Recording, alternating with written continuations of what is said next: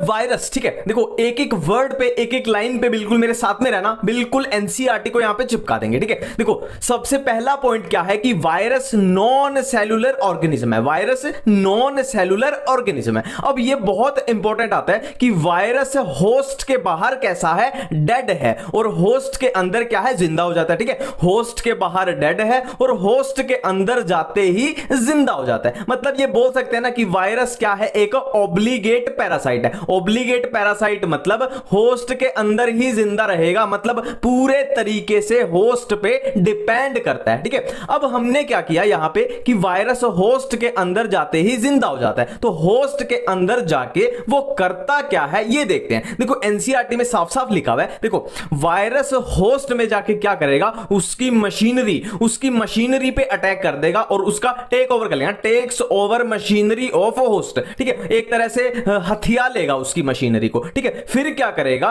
उसकी मशीनरी का इस्तेमाल करके वो खुद को भी रेप्लिकेट करेगा। ठीक है, और दूसरा काम क्या करेगा, होस्ट को नुकसान पहुंचाना शुरू कर देगा। ठीक है, उसकी मशीनरी को टेक ओवर कर लेगा और खुद को रेप्लिकेट करेगा, और दूसरा काम क्या करेगा, उस होस्ट को नुकसान यानी किल करना शुरू कर देगा। हाँ, तो इस तरीके से वायरस होस्ट को नुकसान पहुंचाता है। ठीक है, अब देखो एनसीईआरटी में साफ साफ लिखा हुआ है कि वायरस एक न्यूक्लियो प्रोटीन होता है। वायरस एक न्यूक्लियो प्रोटीन होता है। तो हमने एनसीईआरटी वालों से पूछा कि तुमने किस बेस पे बोल दिया कि वायरस एक न्यूक्लियो प्रोटीन होता है, तो उन्होंने बोला कि वायरस में दो ही चीजें होती हैं। वायरस में दो ही चीजें होती हैं, न्यूक्लिक एसिड एंड प्रोटीन। तो न्यूक्लिक एसिड से आया न्यूक्लियो और प्रोटीन से आया प्रोटीन, तो पूरा हो गया न्यूक्लियो प्रोटीन। ठीक है, अब देखो वायरस का फंक्शन क्या होता है, किसी भी वायरस का फंक्शन क्या होता है, वायरस नीट की तैयारी तो करता नहीं आपकी तरह, तो वायरस क्या करता है, इन्फेक्शन ही करता है। वायरस का फंक्शन क्या होता है, इन्फेक्शन करना।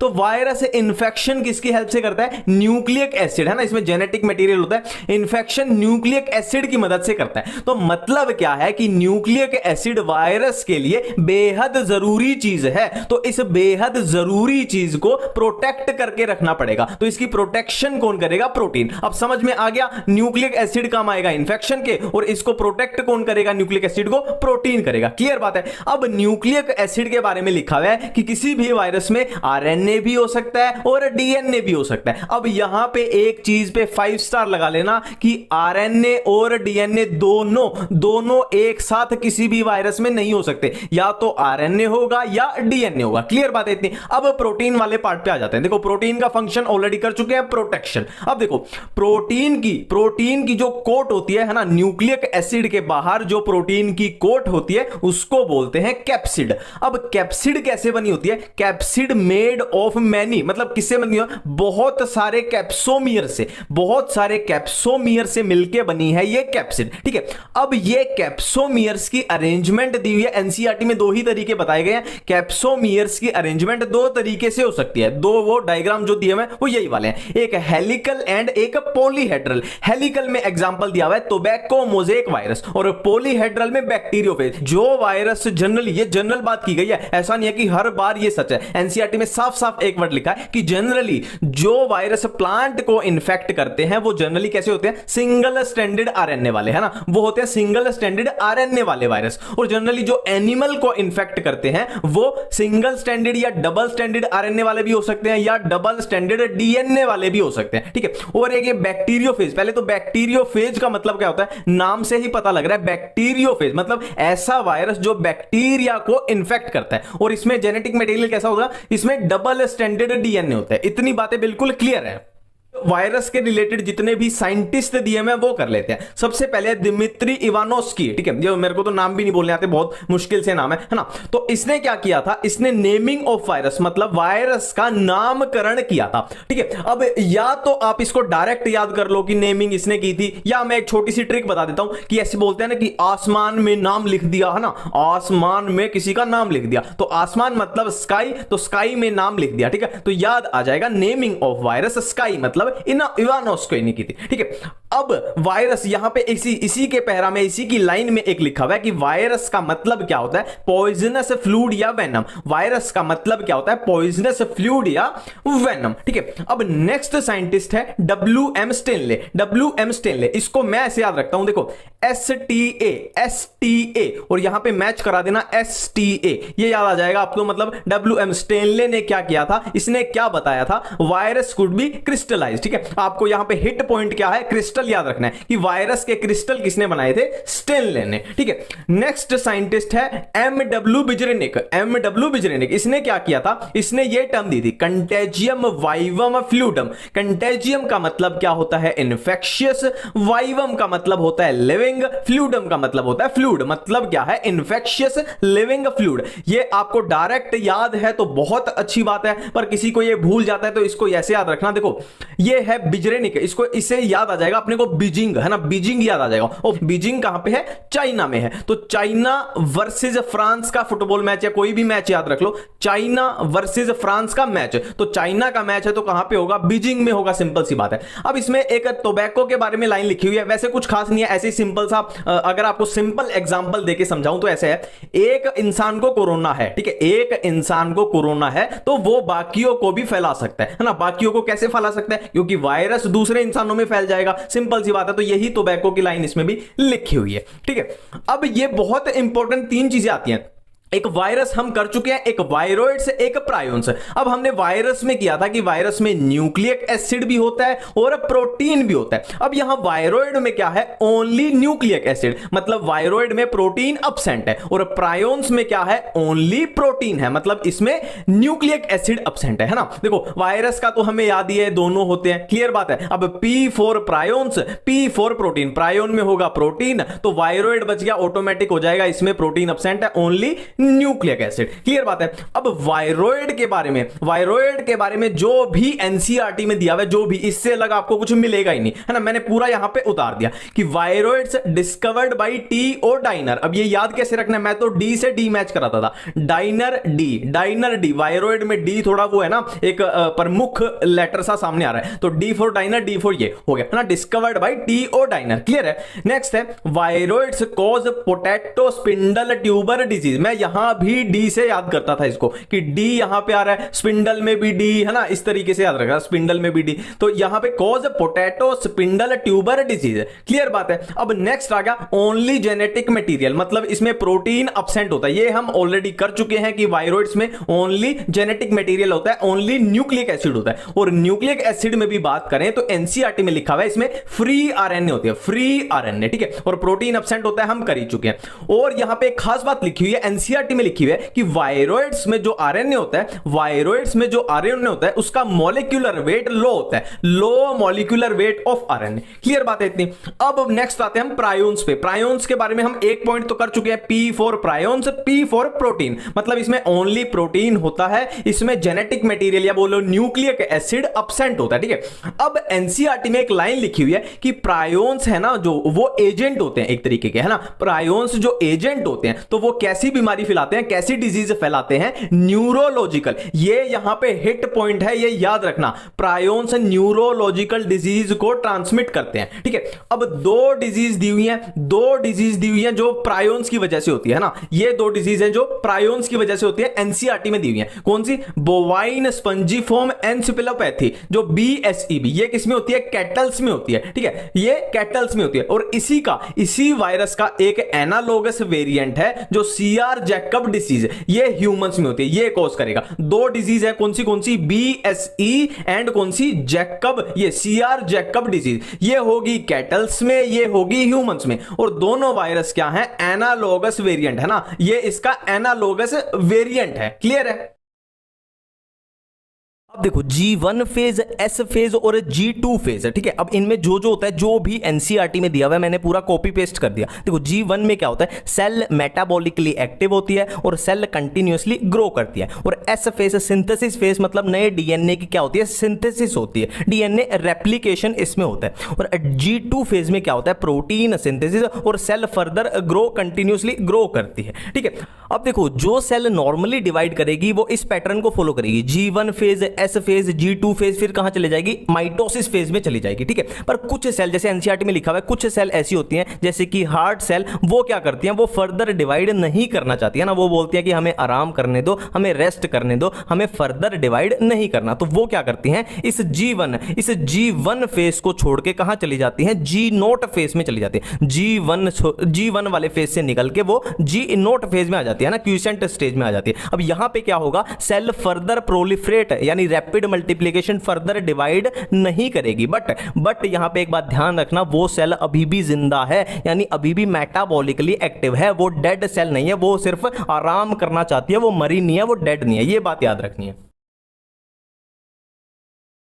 Infertility is prevented by art का मतलब क्या होता है, असिस्टेड रिप्रोडक्टिव टेक्निक्स। अब आर्ट हमारे पास दो टाइप की हो सकती है, इन विट्रो या इन विवो। इन विट्रो का मतलब है फर्टिलाइजेशन आउटसाइड बॉडी और इन विवो का मतलब है फर्टिलाइजेशन इनसाइड बॉडी। अब इन विट्रो में हमारे पास क्या क्या आता है, एक एक करके देखते हैं। सबसे पहले है जिफ्ट का मतलब है जाइगोट इंट्राफेलोपियन ट्रांसफर। इसमें क्या होता है, zygote up to 8 blastomeres is transferred into fallopian tube, ठीक है। Zygote up to 8 blastomeres fallopian tube में ट्रांसफर कर दिया जाता है।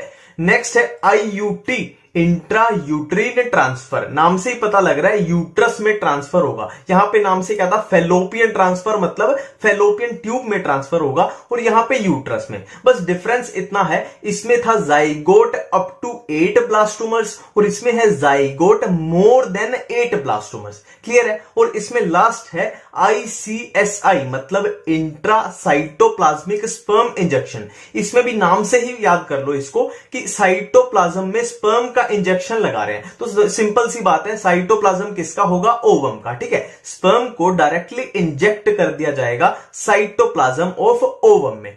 अब है इन विवो फर्टिलाइजेशन। इसमें फर्स्ट है गिफ्ट यानी गैमीट इंट्राफेलोपियन ट्रांसफर। इसमें जो फीमेल या मदर होती है वो अबनॉर्मल होती है, मतलब वो ओवम का प्रोडक्शन नहीं कर सकती। तो ओवम क्या होगा, किसी डोनर से ले लिया जाएगा। ओवम फ्रॉम डोनर किसको दे दिया जाएगा, अबनॉर्मल फीमेल को। नेक्स्ट है आर्टिफिशियल इंसेमिनेशन। इसमें क्या होता है, सीमन फ्रॉम हस्बैंड या डोनर से लेते हैं, सीमन हस्बैंड या डोनर से लेते हैं और आर्टिफिशियली बिल्कुल नॉर्मल फीमेल या नॉर्मल मदर में इंसेमिनेट कर दिया जाता है, ठीक है। ये कहां पे होती है, डाइकोट स्टेम में भी होती है, डाइकोट रूट में भी। इतनी बात क्लियर है कि सेकेंडरी ग्रोथ सिर्फ डाइकोट प्लांट्स में होती है, मोनोकोट प्लांट्स में नहीं होती। डाइकोट स्टेम में भी होती है और डाइकोट रूट में भी। अब पहले बात करेंगे हम डाइकोट स्टेम के बारे में, फिर करेंगे डाइकोट रूट के बारे में, ठीक है। तो बात करते हैं डाइकोट स्टेम में सेकेंडरी ग्रोथ कैसे होती है। देखो इसको मैंने बहुत प्रिसाइज तरीके से बनाया है, थोड़ा इसको ध्यान से देखना। देखो डाइकोट स्टेम में सेकेंडरी ग्रोथ दो टाइप से होगी, इंट्रास्टीलर एंड एक्स्ट्रास्टीलर। इंट्रास्टीलर का मतलब क्या होता है कि ऐसी सेकेंडरी ग्रोथ जो एंडोडर्मिस के अंदर होगी, और एक्स्ट्रास्टीलर का मतलब क्या होता है, ऐसी सेकेंडरी ग्रोथ जो एंडोडर्मिस के बाहर होगी। सिंपल है, इतनी बात क्लियर है। अब इंट्रास्टीलर में क्या होता है, प्राइमरी मेडुलरी रे क्या बना देंगी, प्राइमरी मेडुलरी रे बना देंगी इंटरफेसिकुलर कैम्बियम को, ठीक है। प्राइमरी मेडुलरी रे फॉर्मेशन करेंगी किसका, इंटरफेसिकुलर कैम्बियम का, और इंटरफेसिकुलर कैम्बियम क्या बना देगा, secondary xylem, secondary phloem, secondary medullary रे। इसी को तो हम बोलते हैं सेकेंडरी ग्रोथ, ठीक है। ये वाला पार्ट क्लियर है। अब इधर आते हैं, एक्स्ट्रासेलुलर में क्या होगा, हाइपोडर्मिस फॉर्मेशन करेगा कॉर्क कैम्बियम की, हाइपोडर्मिस फॉर्मेशन करेगा कॉर्क कैम्बियम की। कॉर्क कैम्बियम को हम बोलते हैं फेलोजन। कॉर्क कैम्बियम अब किसकी फॉर्मेशन करेगा, कॉर्क की एंड सेकेंडरी कॉर्टेक्स की। कॉर्क को हम बोलते हैं फेलम एंड सेकेंडरी कॉर्टेक्स को हम बोलते हैं फेलोडर्म। अब इनमें कंफ्यूज नहीं होना, यहां पे अब नोट डाउन कर लेना, फेलोजन, फेलम, फेलोडर्म क्या क्या होते हैं, बिल्कुल अपने दिमाग में क्लियर होना चाहिए। तो ये अपना डाइकोट स्टेम की सेकेंडरी ग्रोथ पूरी क्लियर है बिल्कुल। अब बात करेंगे डाइकोट रूट की। अब देखो डाइकोट रूट में सेकेंडरी ग्रोथ में हमें क्या याद रखना है, देखो बहुत सिंपल है, कंजक्टिव टिश्यू बना देगा secondary xylem, secondary phloem and secondary medullary रे, और पेरिसाइकल बना देगी cork cambium and primary medullary रे, ठीक है। डाइकोट रूट में सेकेंडरी ग्रोथ आते ही क्या याद रखना है, दो टाइप से, इसमें भी दो टाइप कर देना है कि कंजक्टिव टिश्यू तो बना देगा secondary xylem, secondary phloem, secondary medullary रे, और पेरिसाइकल बना देगा cork cambium and primary medullary रे। अब देखो इम्यूनिटी दो टाइप की होती है, इन्नेट एंड एक्वायर्ड। देखो इन्नेट होती है बाय बर्थ, है ना, बाय बर्थ मतलब हम पैदा हुए हमें वो मिली। एक्वायर्ड मतलब हमने दुनिया में आके एक्वायर की, मतलब आफ्टर बर्थ। ठीक है, अब बारी बारी से बात करते हैं इन्नेट में क्या है और एक्वायर्ड में क्या है। देखो इन्नेट इम्यूनिटी की सिंपल सी ट्रिक है P2C2। इन्नेट इम्यूनिटी की सिंपल सी ट्रिक मैंने बताई P2C2। अब ये P2 क्या है, P2 मतलब है फिजिकल एंड फिजियोलॉजिकल, और C2 क्या है, सेलुलर साइटोकाइन। इन्नेट इम्यूनिटी की मैंने ट्रिक बताई P2C2। P2 मतलब फिजिकल फिजियोलॉजिकल, C2 मतलब सेलुलर साइटोकाइन। फिजिकल में आएंगी बॉडी की कवरिंग, बॉडी की आउटर कवरिंग जैसे कि स्किन, बॉडी की इनर कवरिंग जैसे कि म्यूकस। फिजियोलॉजिकल की मैं सिंपल सी ट्रिक बताता हूं, बॉडी की जो भी एसिडिक सिक्रीशन है, एसिडिक सिक्रीशन को डाल देना कहाँ, फिजियोलॉजिकल में। HCl सलाइवा, है ना, HCl क्या है, स्टमक में एसिडिक, सलाइवा क्या है, एसिडिक, और टीयर्स यूरिन, यूरिन भी अपना एसिडिक है, और इसमें फीवर भी याद रख लेना। ठीक है, सेलुलर में क्या है, सेलुलर में अपनी सेल्स आ जाएंगी जैसे कि न्यूट्रोफिल है, न्यूट्रोफिल क्या है, phagocytic, monocyte, natural killer cells है, मैक्रोफेजिस है। ठीक है, और साइटोकाइन में आएंगे इंटरफेरोन, साइटोकाइन में आएंगे इंटरफेरोन। अभी बस इतना याद रख लो, इंटरफेरोन यहाँ पे आएंगे, और इंटरफेरोन क्या होते हैं ये मैं आपको आगे बता दूंगा। इंटरफेरोन कैंसर में अपना बिल्कुल क्लियर हो जाएगा। ठीक है, नेक्स्ट है फिर एक्वायर्ड। Next acquired immunity. देखो एक्वायर्ड इम्यूनिटी दो टाइप की, एक्टिव पैसिव। ठीक है, एक्टिव और पैसिव नाम से पता लग रहा है, एक्टिव मतलब हमने खुद बनाई, पैसिव मतलब हमें कहीं और से मिली, हमने खुद नहीं बनाई। ठीक है, अब देखो हमने खुद बनाई वो दो टाइप की हो सकती है, नेचुरल और आर्टिफिशियल। मतलब हम नेचुरली खुद बनाई, और आर्टिफिशियल मतलब हमसे बनवाई जाए। और पैसिव मतलब पैसिव भी दो टाइप की हो सकती है, नेचुरल आर्टिफिशियल। नेचुरल मतलब हमें नेचुरली किसी और से मिले, और पैसिव मतलब हमें आर्टिफिशियली किसी और से मिले। ठीक है, अब एक्टिव नेचुरल की बात करते हैं। देखो एक्टिव नेचुरल का मतलब है, एक्टिव मतलब हमने खुद बनाई, नेचुरल मतलब नेचुरली बनाई। फॉर एग्जांपल मेरे को जुकाम हो गया, तो उस जुकाम उस वायरस के खिलाफ मेरे अंदर नेचुरली एंटीबॉडी बन जाएंगी, कॉमन कोल्ड नेचुरल इन्फेक्शन। ठीक है, और आर्टिफिशियल फॉर एग्जांपल मान लो मेरे को कोरोना की वैक्सीन लगी, तो कोरोना की वैक्सीन किस लिए लगी कि ताकि मैं कोरोना के खिलाफ, ताकि मेरी बॉडी कोरोना वायरस के खिलाफ एंटीबॉडी बनाए जाए, है ना, मेरी बॉडी खुद बनाए, है ना, बट वो आर्टिफिशियल है, मेरे से बनवाई गई, मेरे को वैक्सीन लगवा के, वैक्सीनेशन, टेटनस, पोलियो। ठीक है, मैंने खुद बनाई बट मेरे से बनवाई गई, वैक्सीनेशन करवा के। ठीक है, नेक्स्ट है पैसिव। पैसिव मतलब किसी और से मिलेगी, ये बात तो क्लियर है। अब नेचुरली मिलेगी या आर्टिफिशियल मिलेगी वो देखते हैं। देखो नेचुरली कैसे, मदर से जो मिलती है ना, मदर के मिल्क में जो होती है, मदर से नेचुरली मिलती है, कौन सी IgA जो कोलेस्ट्रॉल में होती है, मदर से मिली, नेचुरली मिली बिल्कुल। और आर्टिफिशियली फॉर एग्जांपल किसी को सांप काट गया, तो सांप काट गया उसको हॉस्पिटल लेके जाएंगे, तो डॉक्टर्स क्या उसको एंटी वेनम लगाएंगे, हां, किसी और से मिली, डॉक्टर से मिली तो पैसिव होगी, है ना। और आर्टिफिशियल मतलब किसी को सांप नहीं काटता तो वो नहीं देनी पड़ती है ना, बिल्कुल आर्टिफिशियल है। और मदर वाली तो सबको नेचुरली लेनी ही पड़ेगी, हां, ये अपना इम्यूनिटी। अब नेक्स्ट देखो एक्वायर्ड इम्यून रिस्पॉन्स जो है वो दो टाइप का होता है, एक ह्यूमोरल, एक सेल मीडिएटेड। अभी ह्यूमोरल नाम से ही पता लग रहा है, मतलब ये ब्लड में होगा। देखो सिंपल सी बात है, इसमें आपको याद कितनी बातें रखनी है कि ह्यूमोरल में क्या बनती है, अपने पास एंटीबॉडी बनती है, और एंटीबॉडी कहां बनेंगी, ब्लड में बनेंगी, तो इसीलिए इसको बोल दिया हमने ह्यूमोरल बोल दिया। ह्यूमोरल जो रिस्पॉन्स होता है उसमें दो सेल्स का लेना देना होता है, B lymphocyte, T lymphocyte. B lymphocytes क्या बनेंगी, एंटीबॉडी की फॉर्मेशन करेंगी। बी लिम्फोसाइट क्या करेंगी, एंटीबॉडी की फॉर्मेशन करेंगी, और टी लिम्फोसाइट क्या करेंगी, बी लिम्फोसाइट्स की मदद करेंगी। टी लिम्फोसाइट बी लिम्फोसाइट की मदद करेंगी एंटीबॉडी बनाने। ह्यूमोरल में क्या है, ब्लड में है, पहली बात। दूसरी बात इसमें एंटीबॉडी बनेगी। तीसरी बात एंटीबॉडी कौन बनाएगा, बी लिम्फोसाइट बनाएगी। चौथी बात है टी लिम्फोसाइट क्या करेगी, बी लिम्फोसाइट की मदद करेगी, खत्म। ठीक है, नेक्स्ट है सेल मीडिएटेड। सेल मीडिएटेड में किसका मेन रोल है, टी लिम्फोसाइट्स का रोल है। और इसमें सबसे जो hit question, super hit question है कि ऑर्गन ट्रांसप्लांट या ऑर्गन रिजेक्शन जैसा कुछ आ जाए, कि मान लो किसी को किडनी ट्रांसप्लांट हुई है, तो उसमें किसका लेना देना होता है, सेल मीडिएटेड इम्यूनिटी का लेना देना होता है, यानी टी लिम्फोसाइट का लेना देना होता है।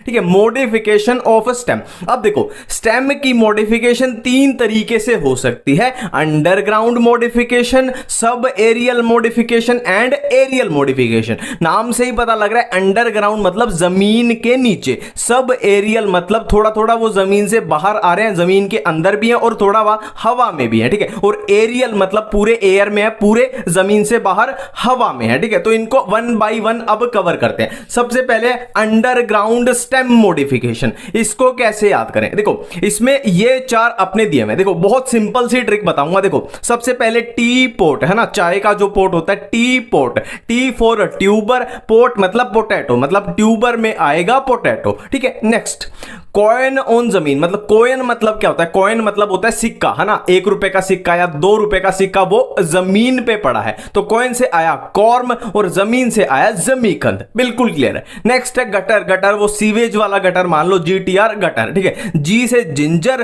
टी से टर्मरिक, आर से राइजोम, मतलब राइजोम में क्या आएंगे, जिंजर एंड टर्मरिक। ठीक है, ये अपनी क्या चल रही है, अंडरग्राउंड स्टेम मॉडिफिकेशन चल रही है। नेक्स्ट है बल्ब। अब इसके एग्जांपल क्या है, अनियन एंड गार्लिक। इनको याद करने की बिल्कुल भी जरूरत नहीं है। आपने देखा होगा अनियन एंड गार्लिक कैसे दिखते हैं, एक बल्ब जैसे दिखते हैं। घर में जो बल्ब लगता है ना, जो पुराने टाइम पे येलो कलर वाले बल्ब होते थे, बिल्कुल ऐसे होते थे। तो इनकी शेप ही बल्ब की जैसी है, इसीलिए इनको रखा गया बल्ब में, है ना। और कमेंट्स में याद दिला देना कि ये बल्ब मेरे को वापस भी रखने हैं, नहीं मम्मी मेरे उड़ा देंगे। नेक्स्ट है सब एरियल मॉडिफिकेशन, ठीक है। कौन से आते हैं इसमें? रनर, स्टोलोन, सकर, ऑफसेट, ठीक है। पहले इनके एग्जांपल्स को याद करने की छोटी छोटी ट्रिक्स कर लेते हैं, सिंपल सिंपल, ठीक है। देखो रनर मतलब भागना, भागना कहां पे है? ग्रास पे, मतलब घास पे भागना है। और क्या खा के? स्ट्रॉबेरी खा के ग्रास यानी घास पे भागना है। रनर के हो गए ग्रास, स्ट्रॉबेरी। नेक्स्ट स्टोलोन से याद आ जाएगा स्टोल मतलब चुराया, क्या चुराया? मिंट यानी पुदीना चुराया। किसने चुराया? जैस्मिन ने। तो जैस्मिन ने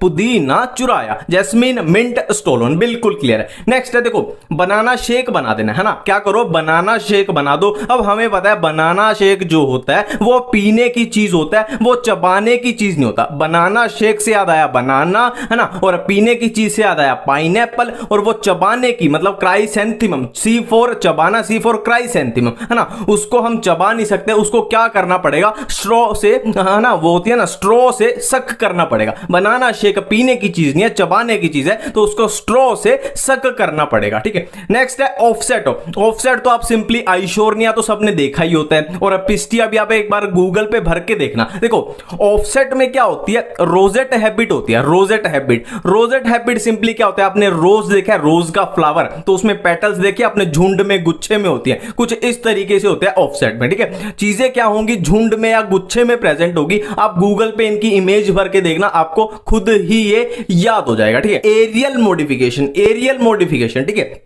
इसमें क्या क्या हो सकता है? टेंड्रिल्स हो सकते हैं, इसमें थॉर्न्स हो सकते हैं, इसमें फाइलोक्लेड हो सकते हैं, ठीक है। अब टेंड्रिल्स बिल्कुल भी याद करने की जरूरत नहीं है, सबने ककंबर, खीरा, पंपकिन, कद्दू, वाटरमेलन, तरबूज, ग्रेप वाइन्स, अंगूर, इन सब की आपने देखा होगी इनकी बेल होती है ना, बेल होती है, इनके कोई पेड़ नहीं होते, इनकी बेल होती है, तो उनमें टेंड्रिल्स आपको देखने को मिल ही जाएंगे, कॉमन सेंस की बात है। और थॉर्न्स, साइट्रस हो गया, बोगनविलिया हो गया। साइट्रस क्या है? नींबू का पेड़ लगा लो, उसमें कांटे होते हैं, थॉर्न्स होते हैं, तो ये भी कोई याद करने वाली बात नहीं है। बोगनविलिया भी अगर आपने नहीं देखा, वैसे तो देखा ही होगा सबने, पर नहीं देखा तो आप गूगल पे भर के देखोगे ना, तो आपको पता लग जाएगा कि आपने एक्चुअली देखा हुआ है, और इसमें भी कांटे प्रेजेंट होते हैं। और फाइलोक्लेड, वैसे फाइलोक्लेड जो वर्ड है वो एनसीईआरटी में नहीं लिखा हुआ, पर फिर भी आपको ये याद रखना है। फाइलोक्लेड में क्या आते हैं? देखो इसमें क्या होता है? स्टेम, हम क्या कर रहे हैं? स्टेम मॉडिफिकेशन करते हैं। इसमें क्या होता है? स्टेम जो है वो फोटोसिंथेसिस करती है, P for phylloclade, P for photosynthesis. इसमें क्या है? स्टेम फोटोसिंथेसिस करेगी, और किसमें होगा? ओपेंशिया में एंड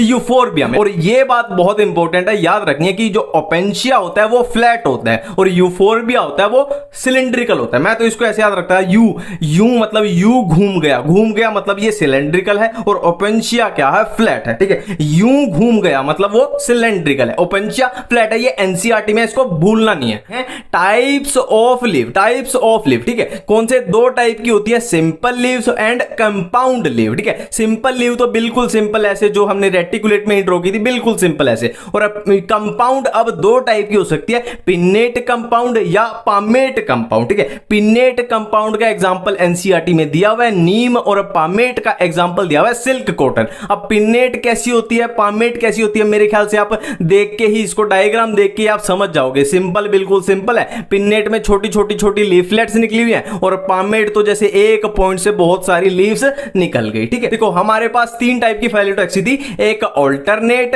एक ऑपोजिट, और एक वर्ल्ड, ठीक है। तो सबसे पहली ट्रिक है, देखो हमें पता है चाइना जो है वो डुप्लीकेट प्रोडक्ट बनाता है, मतलब जो भी ओरिजिनल प्रोडक्ट है उसका एक सस्ता ऑल्टरनेट बना देता है, एक डुप्लीकेट, ठीक है। तो चाइना मेड सस्ते ऑल्टरनेट्स, ठीक है। चाइना से चाइना रोज, मेड से मस्टर्ड, सस्ते से सनफ्लावर, और ऑल्टरनेट से ऑल्टरनेट फाइलोटैक्सी। नेक्स्ट है, देखो आप जब डीएनए पढ़ते हो ATGC, तो G के ऑपोजिट क्या होता है? C होता है। G के ऑपोजिट C, है ना। ऑपोजिट मतलब ऑपोजिट फाइलोटैक्सी, और G से गवावा, और C से कैलोट्रोपिस। नेक्स्ट है व्हील ऑफ एल्यूमिनियम, एल्यूमिनियम का व्हील, है ना। आपने देखा एरोप्लेन्स में क्या होता है, जो व्हील होते हैं वो एल्यूमिनियम के होते हैं, ठीक है। व्हील से वर्ल्ड मतलब वर्ल्ड फाइलोटैक्सी किस में होते हैं? एल्यूमिनियम से याद आ जाएगा, एल्स्टोनिया में होती है, ठीक है।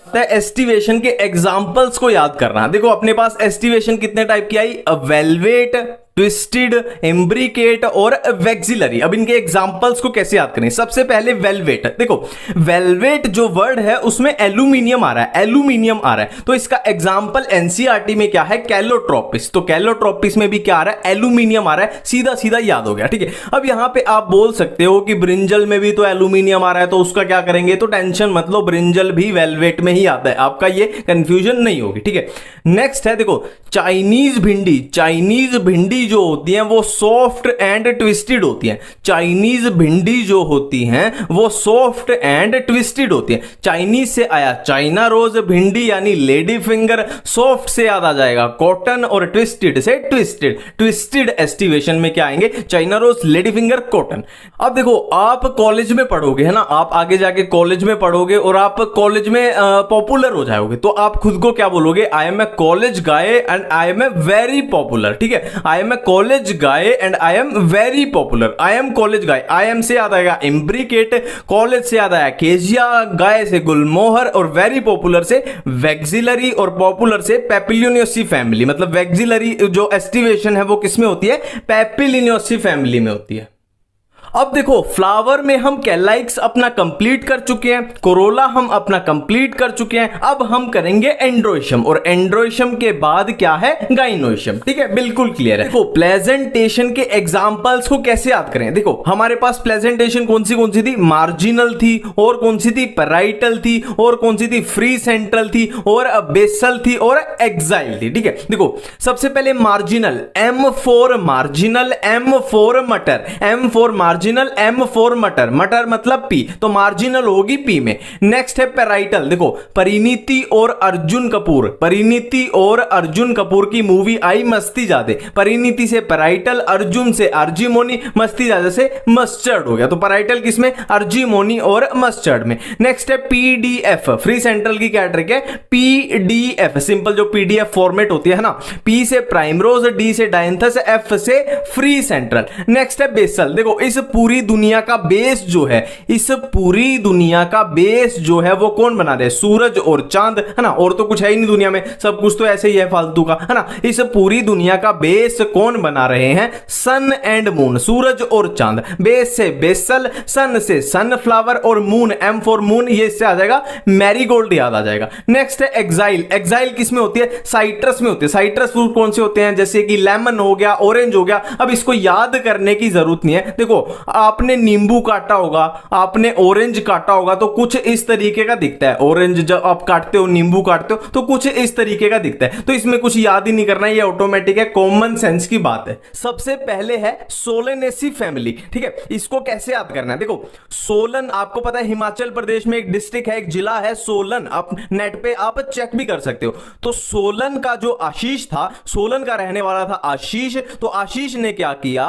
वो आलू बैंगन की सब्जी खा के सिगरेट यानी टोबैको पीने गया, ठीक है। तो इससे क्या हुआ? वो आलू बैंगन खा के जो सिगरेट पीने गया, इससे क्या हुआ? उसके पेट में दर्द हो गया, पेट या बेली मान लो ना, पेट या बेली में दर्द हो गया। तो सोलन का आशीष जब आलू बैंगन की सब्जी खा के टोबैको यानी सिगरेट पीने गया, तो उसके पेट या बेली में दर्द हो गया, ठीक है। अब देखो सोलन से है सोलेनेसी, ये सबसे इंपॉर्टेंट पार्ट होता है कि किस चीज की ट्रिक है, ये भी इन्वॉल्व करो हमेशा ट्रिक में, ठीक है। तो सोलन से याद आएगा कि ये ट्रिक है सोलेनेसी फैमिली की। आशीष से क्या है? अश्वगंधा, आलू बैंगन। अब आपके घर में जब आलू बैंगन की सब्जी बनती है तो उसमें क्या क्या डलता है? देखो आलू बैंगन है तो आलू यानी पोटैटो डलेगा, बैंगन यानी ब्रिंजल डलेगा, और क्या डलता है? टमाटर यानी टोमेटो डलते हैं, मिर्च तो डलेंगी सब्जी में, है ना, चिल्ली हो गई, ठीक है। अब सिगरेट टोबैको से आ जाएगा डायरेक्ट टोबैको, पेट या बेली से, देखो पेट से पेट्यूनिया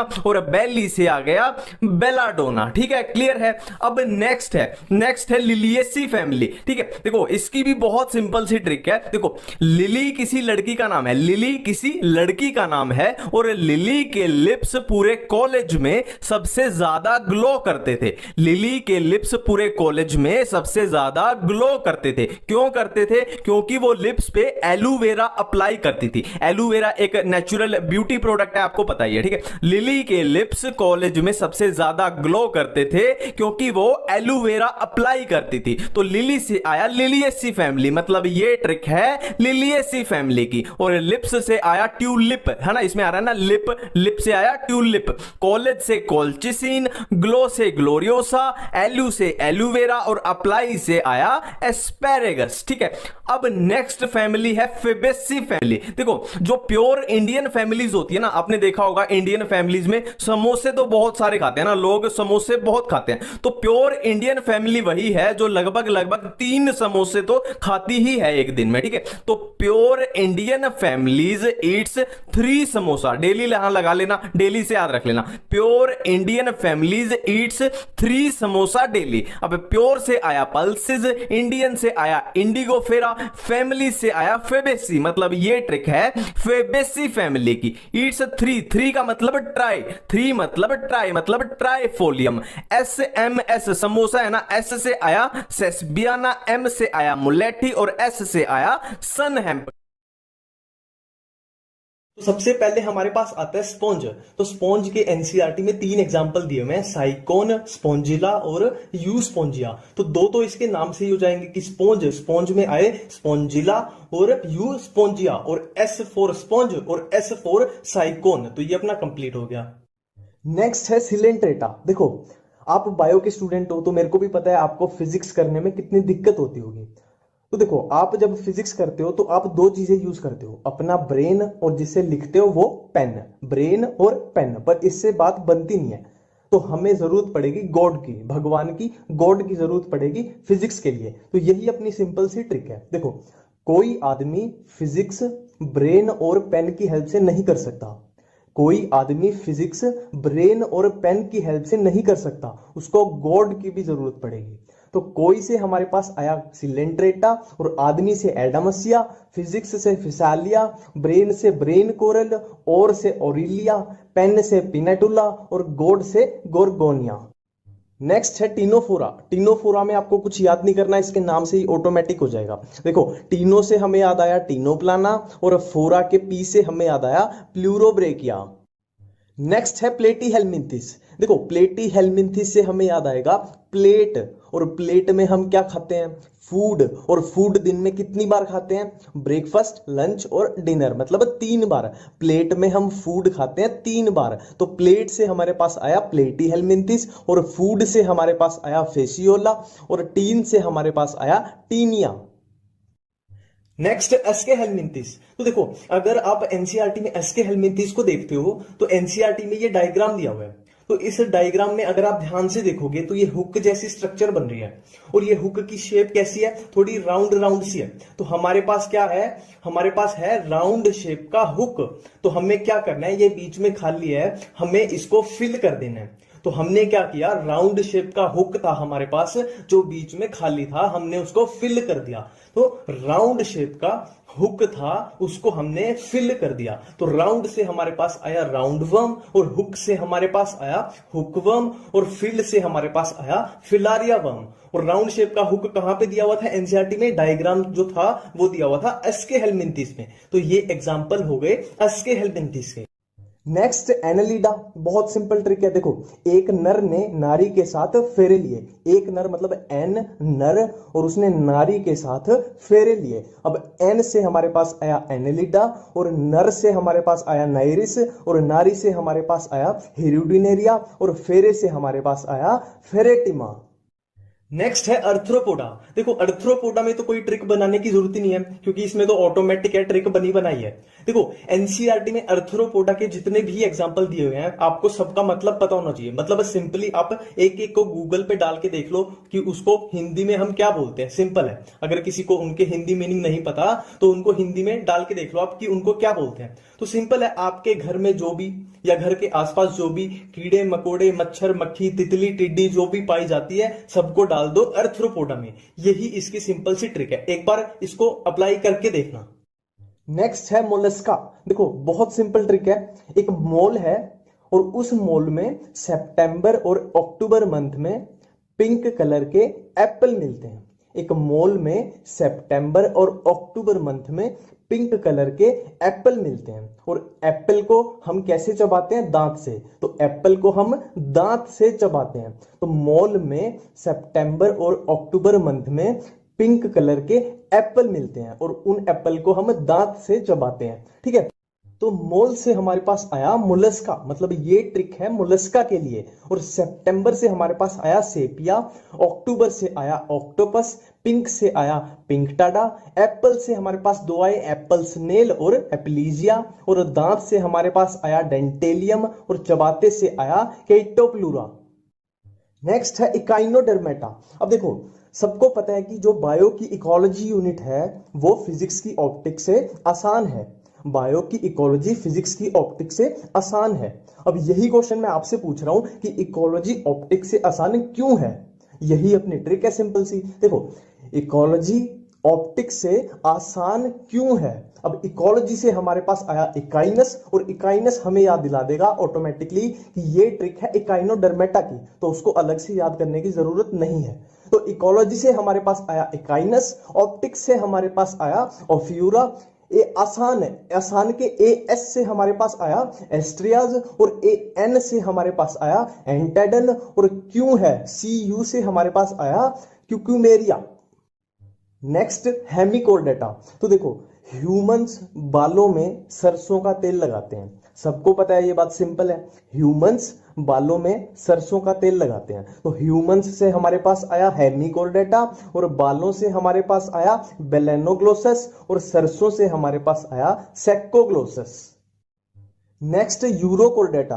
तो देखो, सबको पता है यूएसए की करेंसी क्या है? डॉलर है। ठीक है, यही अपनी सिंपल सी ट्रिक है। यूएसए की करेंसी क्या है? डॉलर। तो यू से हमारे पास आया यूरोकोर्डेटा, और एस से हमारे पास आया साल्पा, ए से हमारे पास आया एक्सीडिया, और डॉलर से हमारे पास आया डोलियोलम। नेक्स्ट है सिफेलोकोर्डेटा। तो देखो, इसमें जो ये वर्ड है सिफेलो, इसका मीनिंग क्या होता है? अभी आप ये गूगल पे अभी जाके चेक भी करना। ठीक है, सिफेलो का मतलब होता है हेड रीजन, जो ब्रेन का रीजन होता है। ठीक है, तो यही अपनी सिंपल सी ट्रिक है कि सिफेलो का मतलब होता है ब्रेन का रीजन। सिफेलो मतलब ब्रेन। तो सिफेलो से हमारे पास आया सिफेलोकोर्डेटा, और ब्रेन से हमें याद आ जाएगा ब्रेंकियोस्टोमा। नेक्स्ट है साइक्लोस्टोमेटा। तो देखो, साइक्लोस्टोमेटा वर्ड से हमें याद आना चाहिए साइक्लोन। साइक्लोन मतलब चक्रवात। तो साइक्लोन आता है, आपको भी पता है क्या होता है? जितने भी एनवायरनमेंट में पार्टिकल्स हैं वो सारे मिक्स हो जाते हैं जब साइक्लोन आता है। ठीक है, बस इतनी सी सिंपल सी ट्रिक है। देखो, साइक्लोन क्या करता है? Mixes particles.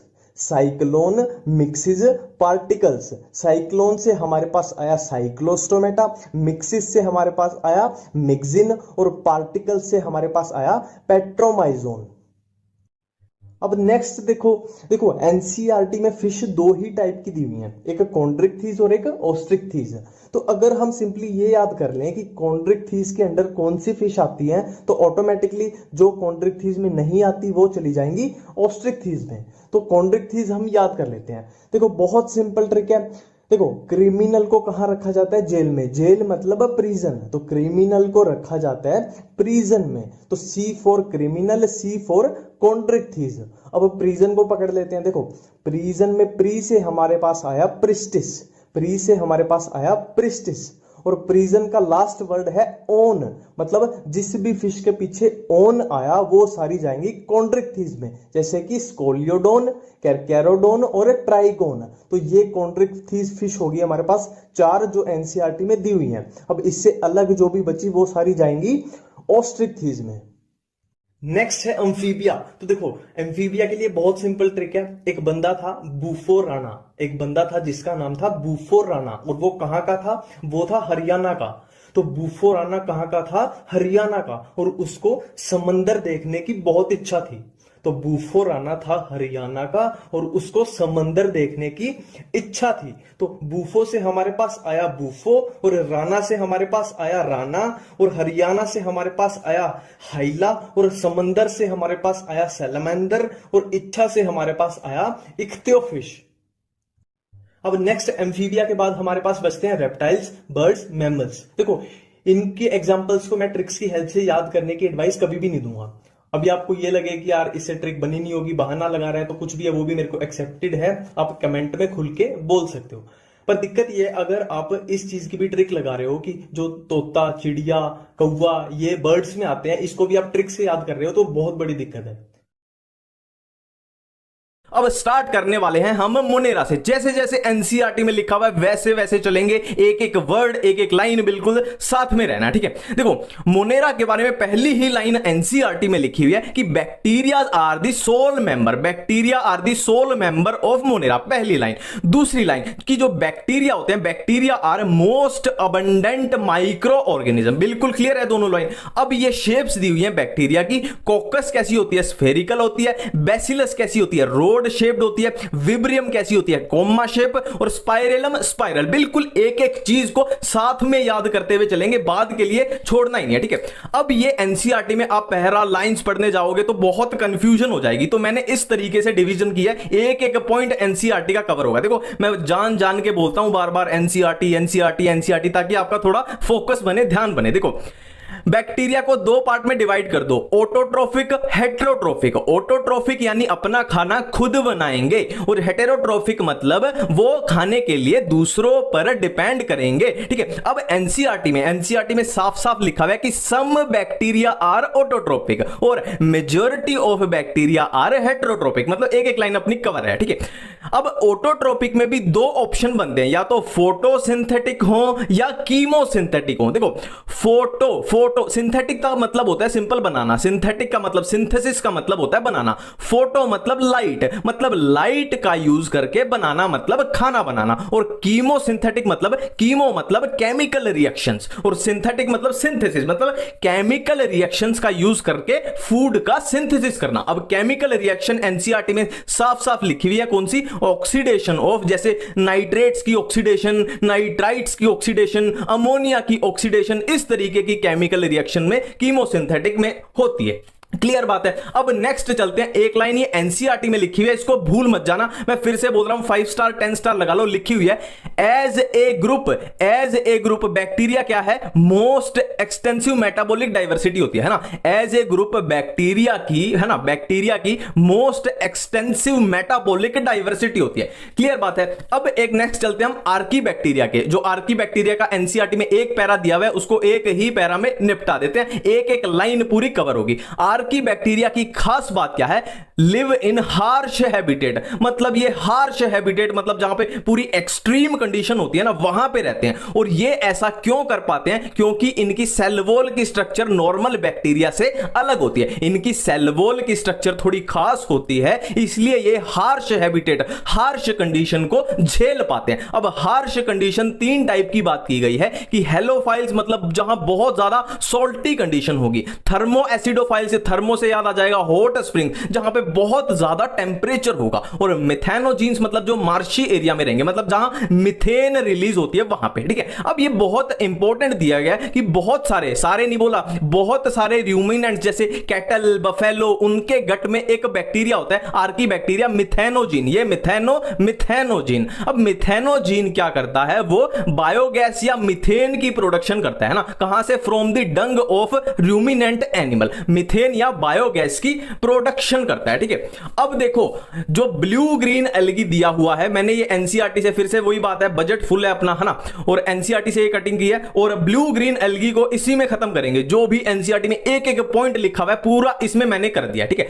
फर्स्ट पॉइंट क्या कहता है, ब्लूम मतलब blue green algae water bodies में ब्लूम की फॉर्मेशन करते हैं, पहला पॉइंट। दूसरा पॉइंट नाइट्रोजन फिक्सेशन, अब ये कहां होगी, देखो ये अलग सी सेल दिख रही है आपको, ये क्या है, हेटेरोसिस्ट, हेटेरो मतलब डिफरेंट, हेटेरो मतलब डिफरेंट, मतलब बाकी सेल से जो डिफरेंट सेल हैं वहां पे होगी नाइट्रोजन फिक्सेशन। और एग्जांपल भी दिए हैं कौन से, ये डायग्राम वैसे नोस्टोक है, पर 2 एग्जांपल याद रखना, इसमें नोस्टोक, एनापिना। क्लियर बात है। नेक्स्ट है फोटोसिंथेटिक, मतलब जो ब्लू ग्रीन एल्गी होते हैं वो फोटोसिंथेसिस करते हैं, और कैसे करते हैं, तो मैंने ये ड्रॉ किया, ये जानबूझ के लिखा है मैंने ए, मतलब इनमें क्लोरोफिल ए पिगमेंट होता है, जो कि बिल्कुल सिमिलर होता है प्लांट्स के, जो कि बिल्कुल सिमिलर होता है प्लांट्स के। तो ये फोटोसिंथेसिस वाला भी अपना पॉइंट क्लियर है। अब एक और पॉइंट लिखा हुआ है एनसीईआरटी में कि इनके अराउंड ब्लू ग्रीन एल्गी के चारों तरफ क्या होती है, म्यूसिलेजिनस या जिलेटिनस बोल लो, म्यूसिलेजिनस शीट होती है। ये ब्लू ब्लू कलर की जो शीट सी दिख रही है ना, सिंपल सा ही है। अब ब्लू ग्रीन एल्गी में आपका एक भी पॉइंट नहीं बचा, ठीक है। अब एनसीईआरटी में नेक्स्ट पेज पे आ जाते हैं। नेक्स्ट पेज पे आपने क्या दिया हुआ है, रिप्रोडक्शन इन बैक्टीरिया दिया हुआ है और एक माइकोप्लाज्मा दिया हुआ है। तो पहले करते हैं रिप्रोडक्शन इन बैक्टीरिया, है ना। जो लिखा हुआ है इससे अलग आपको एक भी पॉइंट मिलेगा ही नहीं एनसीईआरटी में। Bacteria reproduce mainly by fission, clear बात है, bacteria reproduce mainly by fission, ठीक है। अब नेक्स्ट है under unfavourable condition bacteria produce spores, मतलब ऐसा कुछ है कि बहुत ज्यादा सर्दी पड़ रही है बाहर और हम रजाई ओढ़ के लेट गए आराम से, और इतने ठंड नहीं चली जाती, इतने हम रजाई ओढ़ के पड़े हैं बस। तो इसी तरीके से under unfavourable condition bacteria produce spore, ठीक है। अब सेक्सुअल रिप्रोडक्शन के बारे में एक लाइन लिखी है, देखो आपको पीएचडी करनी है तो आप एक्स्ट्रा किताबों से कितना भी पढ़ सकते हैं, पर मेरा यह मानना है कि एनसीईआरटी से बाहर पढ़ना ही नहीं चाहिए, ठीक है। देखो सेक्सुअल रिप्रोडक्शन के बारे में लिखा हुआ है by adopting a primitive type of DNA transfer from one bacterium to another, ठीक है। मैं बार बार एनसीईआरटी इसलिए बोलता हूं कि एनसीईआरटी से ही लगभग पूरा पेपर आता है, और हम एक्स्ट्रा किताबों में घुस जाते हैं ना, तो हमारा वो फिजिक्स केमिस्ट्री का टाइम खराब हो जाता है ना। बायो में तो आप मान लिया 5-10 नंबर बढ़ा लोगे फालतू की किताबें पढ़ के, पर वो फिजिक्स केमिस्ट्री में आपके 50-60 घट जाएंगे, तो इस बात को ध्यान देना, ठीक है। और इधर माइकोप्लाज्मा, अब मोनेरा हम खत्म करने जा रहे हैं, ये लास्ट है माइकोप्लाज्मा। मोनेरा के बाद हम चलेंगे कहां, प्रोटिस्टा में। माइकोप्लाज्मा के बारे में ये 4 ही पॉइंट एनसीईआरटी में लिखे हुए हैं। पहला पॉइंट सेल वॉल इनमें अब्सेंट होती है। दूसरा पॉइंट स्मॉलेस्ट लिविंग सेल है माइकोप्लाज्मा। तीसरा point can survive without oxygen, ठीक है। Fourth point many mycoplasma are pathogenic. अब हम बात करते हैं जेनेटिक डिसऑर्डर्स के बारे में। देखो एक बात मैं फिर से रिपीट कर दूं, जो याद करने वाला पार्ट है हम इस वीडियो में कर रहे हैं, और जो समझने वाला पार्ट है वो पार्ट 2 में करने वाले हैं, ठीक है। देखो अब देखो जेनेटिक डिसऑर्डर्स हमारे पास 2 टाइप से आ सकते हैं, या तो होंगे मेंडेलियन डिसऑर्डर्स या होंगे क्रोमोसोमल डिसऑर्डर, ठीक है। जेनेटिक डिसऑर्डर को हमने 2 पार्ट में डिवाइड कर दिया, मेंडेलियन डिसऑर्डर्स और दूसरे क्या है, क्रोमोसोमल डिसऑर्डर्स, ठीक है। अब मेंडेलियन डिसऑर्डर में हमारे पास कौन से आ जाएंगे, colour blindness, haemophilia, sickle cell anaemia, phenylketonuria and thalassaemia, ठीक है, ये क्लियर है। अब क्रोमोसोमल में कौन से आएंगे, Down syndrome, Klinefelter syndrome and Turner syndrome. अब ये कैसे याद करेंगे, इसकी मैं सिंपल सा एक मेथड फंडा बता दूंगा, है ना। आप इनको इंटरमिक्स नहीं करोगे, उससे सिंपल सा तरीका बताऊंगा, ठीक है। देखो क्रोमोसोमल डिसऑर्डर में कौन से आ रहे हैं एनसीईआरटी में, अगर आप देखो तो जो डायग्राम दिए हुए ना, आपको डाउन सिंड्रोम में एक छोटे बच्चे का डायग्राम मिलेगा, केलाइन-फेल्टर सिंड्रोम में आपको एक मेल का डायग्राम मिलेगा, टर्नर सिंड्रोम में एक फीमेल का डायग्राम मिलेगा। तो सिंपल सी ट्रिक ये है कि जो इस पूरे को मिला दो, जिस भी डिसऑर्डर में ह्यूमन का डायग्राम दिया हुआ है, चाहे वो बच्चे का है, चाहे वो मेल का है या फीमेल का है, यानी एक इंसान का डायग्राम जिसमें भी दिख जाए, उसको सीधा सीधा किस में डाल दो, क्रोमोसोमल डिसऑर्डर में डाल दो। ये सिंपल सा फंडा अपना हो गया। और बाकी के बच्चे कौन से आ जाएंगे, मेंडेलियन डिसऑर्डर, ठीक है। अब देखो मेंडेलियन डिसऑर्डर जो है वो भी 2 टाइप से हो सकते हैं, या तो सेक्स लिंक्ड होंगे या क्या होंगे, ऑटोसोमल लिंक्ड होंगे, ठीक है। या तो सेक्स लिंक्ड होंगे या ऑटोसोमल लिंक्ड होंगे, ठीक है। ये होगी अपनी पहली बात। दूसरी बात, मेंडेलियन डिसऑर्डर 2 टाइप के हो सकते हैं, या तो डोमिनेंट या रिसेसिव, ठीक है। मैंने पहली बात क्या बोली कि मेंडेलियन डिसऑर्डर 2 टाइप के हो सकते हैं, सेक्स लिंक्ड या ऑटोसोमल लिंक्ड, ठीक है। दूसरी बात मैंने क्या बोली कि मेंडेलियन डिसऑर्डर फिर से 2 टाइप के हो सकते हैं, रिसेसिव या डोमिनेंट, ठीक है। अब देखो ये मैंने क्या लिखा है, SLR मतलब सेक्स लिंक्ड रिसेसिव, और ALR मतलब ऑटोसोमल लिंक्ड रिसेसिव। लगभग जो अपनी एनसीईआरटी में दिए हुए हैं सारे रिसेसिव ही हैं, सारे रिसेसिव हैं, ठीक है। डोमिनेंट दिया नहीं हुआ, है ना। अब देखो कलर ब्लाइंडनेस कैसा है, सेक्स लिंक्ड रिसेसिव। हीमोफीलिया कैसा, sex linked recessive. Sickle cell anaemia कैसा, autosomal linked recessive. Phenylketonuria autosomal linked recessive. Thalassaemia कैसा, ऑटोसोमल लिंक्ड रिसेसिव, ठीक है। ये अपनी बहुत बड़ी कंफ्यूजन होती है, मैंने इसी चार्ट में यहाँ पे कवर कर दिया, ठीक है। क्रोमोसोमल में हम ऐसी कोई भी बात नहीं करते, सेक्स लिंक्ड या रिसेसिव वाली ऐसी कोई बात नहीं करते, ठीक है। ये कवर है अपना। कलर ब्लाइंडनेस एंड हीमोफीलिया कैसे, SLR यानी सेक्स लिंक्ड रिसेसिव। बाकी के ऐसे ALR यानी ऑटोसोमल लिंक्ड रिसेसिव, ठीक है।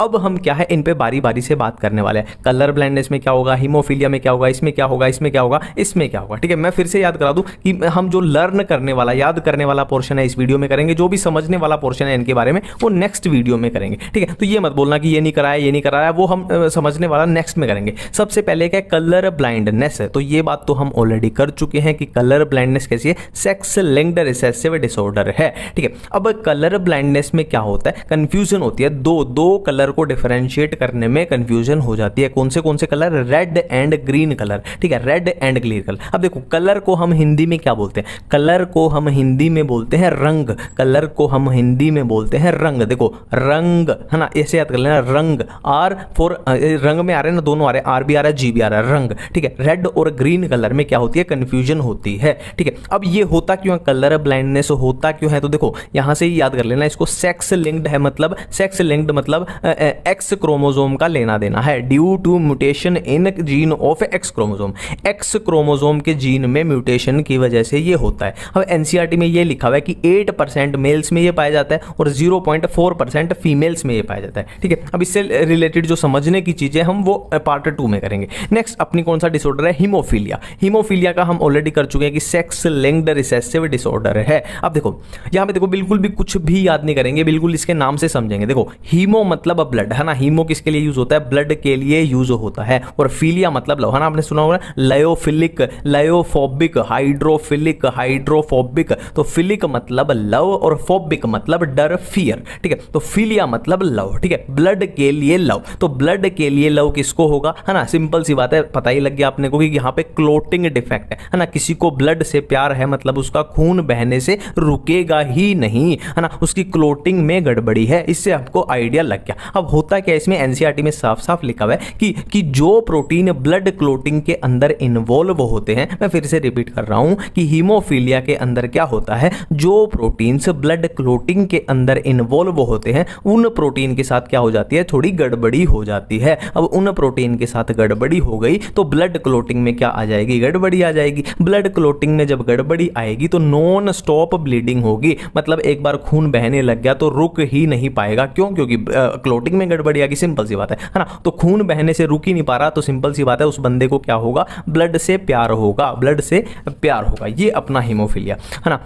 नेक्स्ट हम बात करते हैं फिनाइल कीटोन यूरिया पे। फिनाइल कीटोन यूरिया देखो इसको सिंपल तरीके से समझते हैं, जैसे एनसीईआरटी में दिया हुआ है वैसे ही इसको समझेंगे। देखो एक अमीनो एसिड होता है जिसका नाम होता है फिनाइल एलानिन, ठीक है। मैं फिर से रिपीट करता हूं, एक अमीनो एसिड अपने पास है जिसका नाम है फिनाइल एलानिन, ठीक है। अब बिल्कुल नॉर्मल कंडीशन में, नॉर्मल कंडीशन में क्या होता है, ये फिनाइल एलानिन जो है इसको एक एंजाइम किस में कन्वर्ट कर देता है, टायरोसिन में कन्वर्ट कर देता है, ठीक है। बिल्कुल नॉर्मल यानी हेल्दी यानी स्वस्थ कंडीशन में इस फिनाइल एलानिन को एक एंजाइम होता है जो इसको टायरोसिन में कन्वर्ट कर देता है। ये तो नॉर्मली होना चाहिए, बट फिनाइल कीटोन यूरिया में क्या होगा, ये डिसऑर्डर अगर किसी को हो जाए तो क्या होगा, ये एंजाइम उसमें कम हो जाएगा, है ना। इस एंजाइम की कमी की वजह से फिनाइल एलानिन जो है, देखो लैक ऑफ एंजाइम मतलब ये एंजाइम अपना गड़बड़ी आ गई, ठीक है। फिनाइल एलानिन जो है किस में कन्वर्ट हो जाएगा, फिनाइल पाइरुविक एसिड में कन्वर्ट हो जाएगा, ठीक है। देखो होना किस में चाहिए था, टायरोसिन में, बट इस डिसऑर्डर में क्या हो जाएगा, एंजाइम की कमी की वजह से, लैक ऑफ एंजाइम, ठीक है, मतलब एंजाइम की एब्सेंस में किस में कन्वर्ट हो जाएगा, फिनाइल पाइरुविक एसिड में कन्वर्ट हो जाएगा।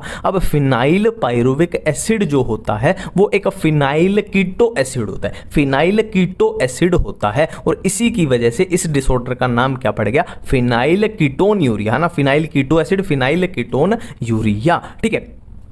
अब नेक्स्ट अपना डिसऑर्डर है सिकल सेल एनीमिया, ठीक है। तो पहला क्वेश्चन तो आपका यही होना चाहिए कि इसको हम एनीमिया क्यों बोलते हैं। देखो नॉर्मली एनीमिया क्या होता है, खून की कमी, है ना। सीधे शब्दों में एनीमिया मतलब खून की कमी, है ना, या बोलो हीमोग्लोबिन की कमी। देखो नॉर्मली आरबीसी कैसी होती है, ऐसी होती है बाय कनकेव शेप, है ना। आपको पता है ना आरबीसी की शेप कैसी होती है, बाय कनकेव। देखो ये एक कनकेव शेप है और ये एक कनकेव ना, बाय कनकेव। सिंपल सी बात है, ऐसा क्यों होता है, ताकि ये ज्यादा से ज्यादा क्या है, हीमोग्लोबिन को कैरी कर सके, और हीमोग्लोबिन क्या कैरी करेगा, फिर ऑक्सीजन कैरी करेगा, है ना। बाय कनकेव है, हीमोग्लोबिन की फिटिंग एक तरह से फिट हो रहा है इसमें, सिंपल सी इतनी बात है, ठीक है।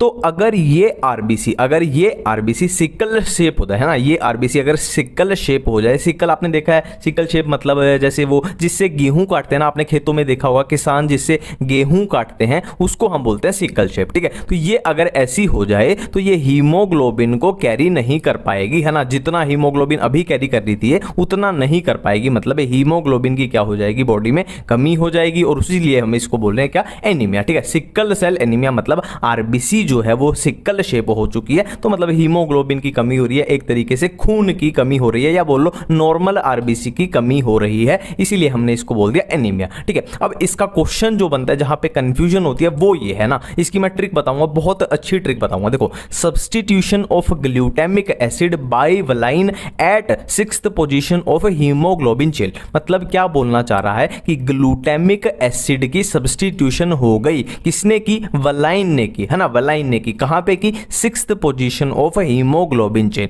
अब इसकी मैं आपको सिंपल सी ट्रिक बताता हूं, आप पक्का इसमें कंफ्यूज हो जाओगे, ग्लूटामिक एसिड को सब्स्टिट्यूट किया था या ग्लूटामिक एसिड ने सब्स्टिट्यूट किया था, इसमें कंफ्यूजन होती है। देखो, एक क्रिकेट का प्लेयर था गौतम गंभीर, सबको पता है गौतम गंभीर, G for glutamic acid, G for Gautam गंभीर। ठीक है, पहली बात। दूसरी बात, एक क्रिकेट का बहुत famous player Virender Sehwag, V for वेलेन, V फॉर वीरेंद्र सहवाग। इतनी बातें अपनी क्लियर है। अब 6th पोजीशन मतलब 6 मतलब सिक्सेस मारने हैं, मतलब छक्के मारने हैं ना, क्रिकेट में आपको पता ही है ना, 6 मारने होते हैं, छक्के मारने होते हैं। अब सिंपल सी बात है, सबको पता है कि वीरेंद्र सहवाग जो था वो ज्यादा 6 मारता था, वो ज्यादा छक्के मारता था। ठीक है, अब देखो अपनी टीम में कौन सा प्लेयर है, ग्लूटामिक एसिड यानी गौतम गंभीर है, तो गौतम गंभीर बेचारा क्या है, कम छक्के मारता है, तो हमने क्या कर दिया, गौतम गंभीर को वीरेंद्र सहवाग से क्या कर दिया, सब्स्टिट्यूट कर दिया, है ना, क्यों, क्योंकि वो ज्यादा सिक्सेस मारेगा, है ना। Gautam Gambhir is substituted by Virender Sehwag because वो 6 ज्यादा मारता है। ये अपनी सिंपल सी ट्रिक थी।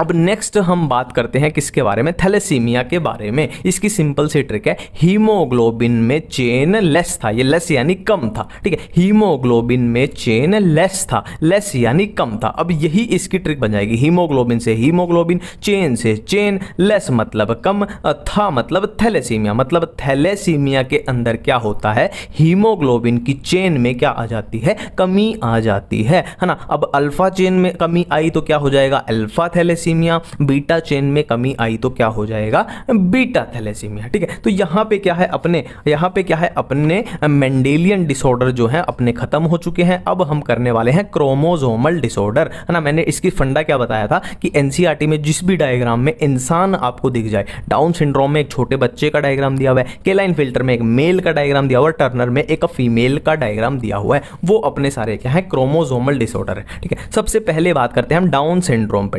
ठीक है, देखो इसका नाम डाउन क्यों पड़ा, तो सिंपल सी बात है, इसको एक साइंटिस्ट ने ही डिस्कवर किया था जिसका नाम था लैगडोन डाउन। ठीक है, 1866 में एनसीईआरटी में लिखा हुआ है ना। अब इसमें होता क्या है, ट्राइसोमी ऑफ 21st क्रोमोसोम। देखो नॉर्मली क्या होता है अपने अंदर, हम डिप्लॉयड हैं, है ना। अब डिप्लॉयड कंडीशन में क्या होगा, हर क्रोमोसोम की 2 कॉपी होती है ना, उसीलिए तो बोलते हैं हमको डिप्लॉयड, 2 कॉपी होती है। बट इसमें क्या है, 21st जो क्रोमोसोम है उसकी 3 कॉपी हो जाती है, ट्राइसोमी ऑफ 21st क्रोमोसोम, इसी को बोलते हैं डाउन सिंड्रोम। अब इसमें सिम्टम क्या क्या आएंगे, एनसीईआरटी में साफ साफ लिखा हुआ है कि हाइट कम होगी, जिसको डाउन सिंड्रोम होगा उसकी हाइट कम होगी, उसका राउंड हेड होगा, उसकी फरोड टंग होगी और उसका पार्शियली ओपन्ड माउथ होगा। ठीक है, डाउन सिंड्रोम के बारे में इतना सा ही आपको याद रखना है। नेक्स्ट है अपना केलाइन फेल्टर सिंड्रोम। ठीक है, इसमें क्या होता है, देखो नॉर्मली किसी मेल के अंदर क्या होना चाहिए, XY। ठीक है, नॉर्मली किसी मेल के अंदर क्या होना चाहिए, XY होना चाहिए, बट केलाइन फेल्टर में क्या हो जाता है, एक एडिशनल X हो जाता है, एक एडिशनल X। अब सिंपल सी बात है, X क्रोमोसोम जितने ज्यादा होंगे उतनी फीमेल कैरेक्टर ज्यादा होंगे। ठीक है, X क्रोमोसोम जितने ज्यादा होंगे उतने फीमेल कैरेक्टर ज्यादा होंगे, है ना। X क्रोमोसोम का मतलब होता है फीमेल कैरेक्टर, ये आप याद रखना। अब इसमें फीमेल कैरेक्टर आ जाएंगे, है ये male but extra X chromosome की वजह से इसमें फीमेल कैरेक्टर आ जाएंगे। पहली बात तो यहां पे याद रखनी है, ये स्टेराइल होता है, मतलब ये आगे क्या है, बच्चे पैदा नहीं कर सकता, स्टेराइल होगा, ये फर्टाइल बिल्कुल भी नहीं है। और इसमें देखो फीमेलनेस आ गई, मतलब फेमिनाइन डेवलपमेंट, गाइनेकोमेस्टिया ना, ब्रेस्ट डेवलपमेंट इसमें हो जाएगी। ठीक है, अब केलाइन फेल्टर के बाद है अपना टर्नर सिंड्रोम। देखो अब यहाँ पे देखो, इसमें क्या था, एक X क्रोमोसोम एक्स्ट्रा आ गया था, और टर्नर सिंड्रोम में क्या है, एक ये फीमेल में होता है, फीमेल के अंदर, और ये किसमें था, मेल के अंदर। ठीक है, इसमें क्या है, एक X क्रोमोसोम गायब हो गया, ओ मतलब ये गायब हो चुका है, 0 है ना, इसमें सिर्फ एक X क्रोमोसोम बच गया। अब मैंने क्या बोला, X क्रोमोसोम का मतलब है फीमेलनेस, किसी में X क्रोमोसोम क्रोमोसोम ज्यादा आ जाए तो फीमेलनेस आ जाएगी, और किसी का एक्स क्रोमोसोम गायब हो जाए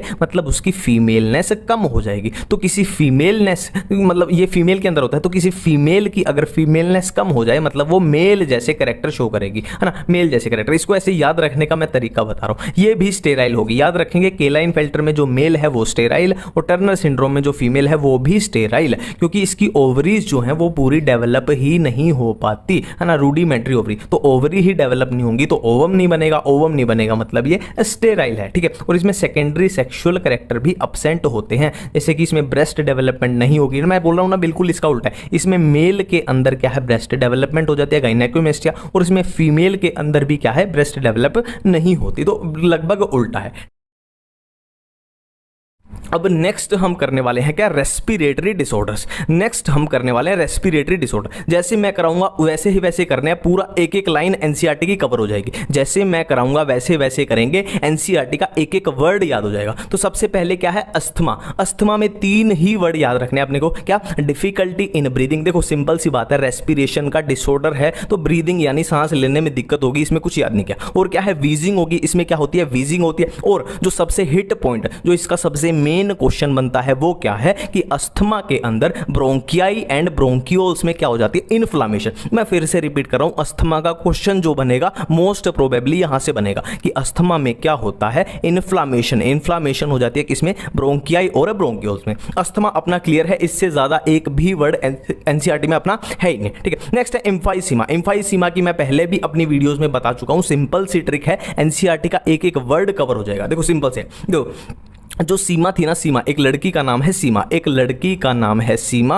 और सीमा बहुत ज़्यादा सिगरेट पीती थी। सीमा बहुत ज़्यादा सिगरेट पीती थी, बिल्कुल सिंपल सी बात है। अब बहुत ज़्यादा सिगरेट पी गई तो उसको क्या हो गया, थोड़े थोड़े नशे हो जाते थे, ठीक है। बहुत ज़्यादा सिगरेट पिएगी तो थोड़ा थोड़ा सा उसको चक्कर सा आने लग जाता था। तो चक्कर आया तो उसने क्या किया, गाड़ी चला रही थी, गाड़ी कहाँ, दीवार में ठोक दी। गाड़ी दीवार में ठोक दी, तो गाड़ी को दीवार में ठोकेगी तो गाड़ी वो दीवार क्या हो जाएगी, दीवार अपनी डैमेज हो जाएगी, दीवार अपनी डैमेज हो जाएगी, ठीक है। अब देखो सिंपल सी बात है, एम्फाइसीमा, एम्फाइसीमा का मेजर कोज क्या है, मेजर कोज है इसका सिगरेट स्मोकिंग, मेजर कोज है सिगरेट स्मोकिंग। अब इसमें होता है क्या, अल्वियोलर वॉल्स गेट डैमेज, है ना, दीवार टूट गई थी ना, गाड़ी की टक्कर लगी थी जब दीवार टूट गई थी, तो वॉल्स गेट डैमेज। अब दीवारें टूट जाएंगी तो दीवार का जो प्रॉपर सरफेस एरिया था वो क्या होगा, डिक्रीज हो जाएगा ना। वॉल, दीवारें जब टूट गई तो सरफेस एरिया क्या है, डिक्रीज हो गया, ठीक है। और ये कैसा होता है, क्रोनिक डिसऑर्डर होता है, क्रोनिक, है ना। क्रोनिक का मतलब क्या होता है, लंबे समय वाला।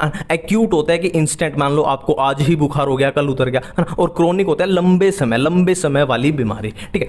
अब एम्फाइसीमा के बाद क्या है, ऑक्यूपेशनल। ऑक्यूपेशनल मतलब आप समझ रहे हैं, नाम से पता ही आपको ऑक्यूपेशन क्या होता है, व्यवसाय, व्यवसाय है ना। जो भी लोग इंडस्ट्री में काम करते हैं ना, मजदूर होते हैं जो इंडस्ट्री में काम करते हैं, तो आपको पता ही है इंडस्ट्री में क्या होता है, बहुत सारे पत्थरों पे काम करते हैं, वो डस्ट यानी धूल मिट्टी में काम करते हैं। तो वो धूल मिट्टी में बिल्कुल छोटे छोटे पार्टिकल्स जो होते हैं वो क्या होते हैं, अपने लंग्स में जाते रहते हैं, ठीक है। तो वो मान लो 10 साल से कोई बंदा इंडस्ट्री में काम कर रहा है, तो 10 साल तक उसमें डस्ट जो है छोटा छोटा जाता रहा ना, लॉन्ग एक्सपोजर हो गया, तो धीरे धीरे क्या हो जाएगी, उसके लंग्स में इन्फ्लामेशन होनी शुरू हो जाएगी। लंबे समय तक काम करने में इन्फ्लामेशन शुरू होने, ठीक है। अब इन्फ्लामेशन से क्या होगा, फाइब्रोसिस हो जाएगी। इस इन्फ्लामेशन के रिजल्ट से क्या हो गया, फाइब्रोसिस हो जाएगी। अब फाइब्रोसिस का मतलब क्या होता है, प्रोलिफरेशन ऑफ फाइब्रस टिश्यू। देखो प्रोलिफरेशन का मतलब क्या होता है, एक तरीके से डिवाइड करना कि रैपिड डिवीजन होगी फाइब्रस टिश्यू की, ठीक है।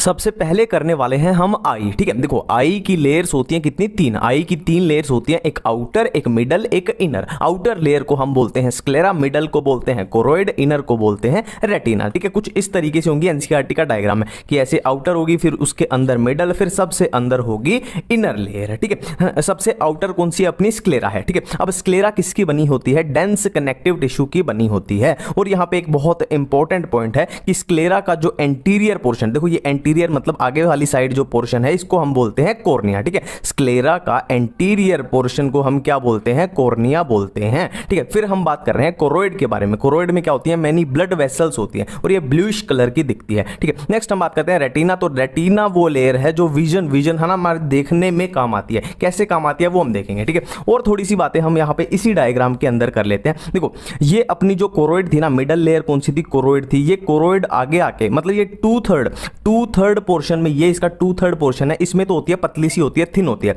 बट ये आगे आके क्या हो जाती है, थिक हो जाती है। आगे आके ये थिक हो जाती है और थिक होके बना देती है सिलियरी बॉडी बना देती है, ठीक है। अब सिलियरी बॉडी से क्या एक टाइप की मसल्स निकलती हैं जिनको हम बोलते हैं आइरिस, जिनको हम बोलते हैं क्या बोलते हैं, आइरिस बोलते हैं, ठीक है। और यहां पे अपना होगा लेंस, और लेंस को होल्ड किया हुआ है किसने, सिलियरी बॉडी से ही लिगामेंट निकलते हैं जिन्होंने लेंस को उसकी पोजीशन पे होल्ड किया हुआ है।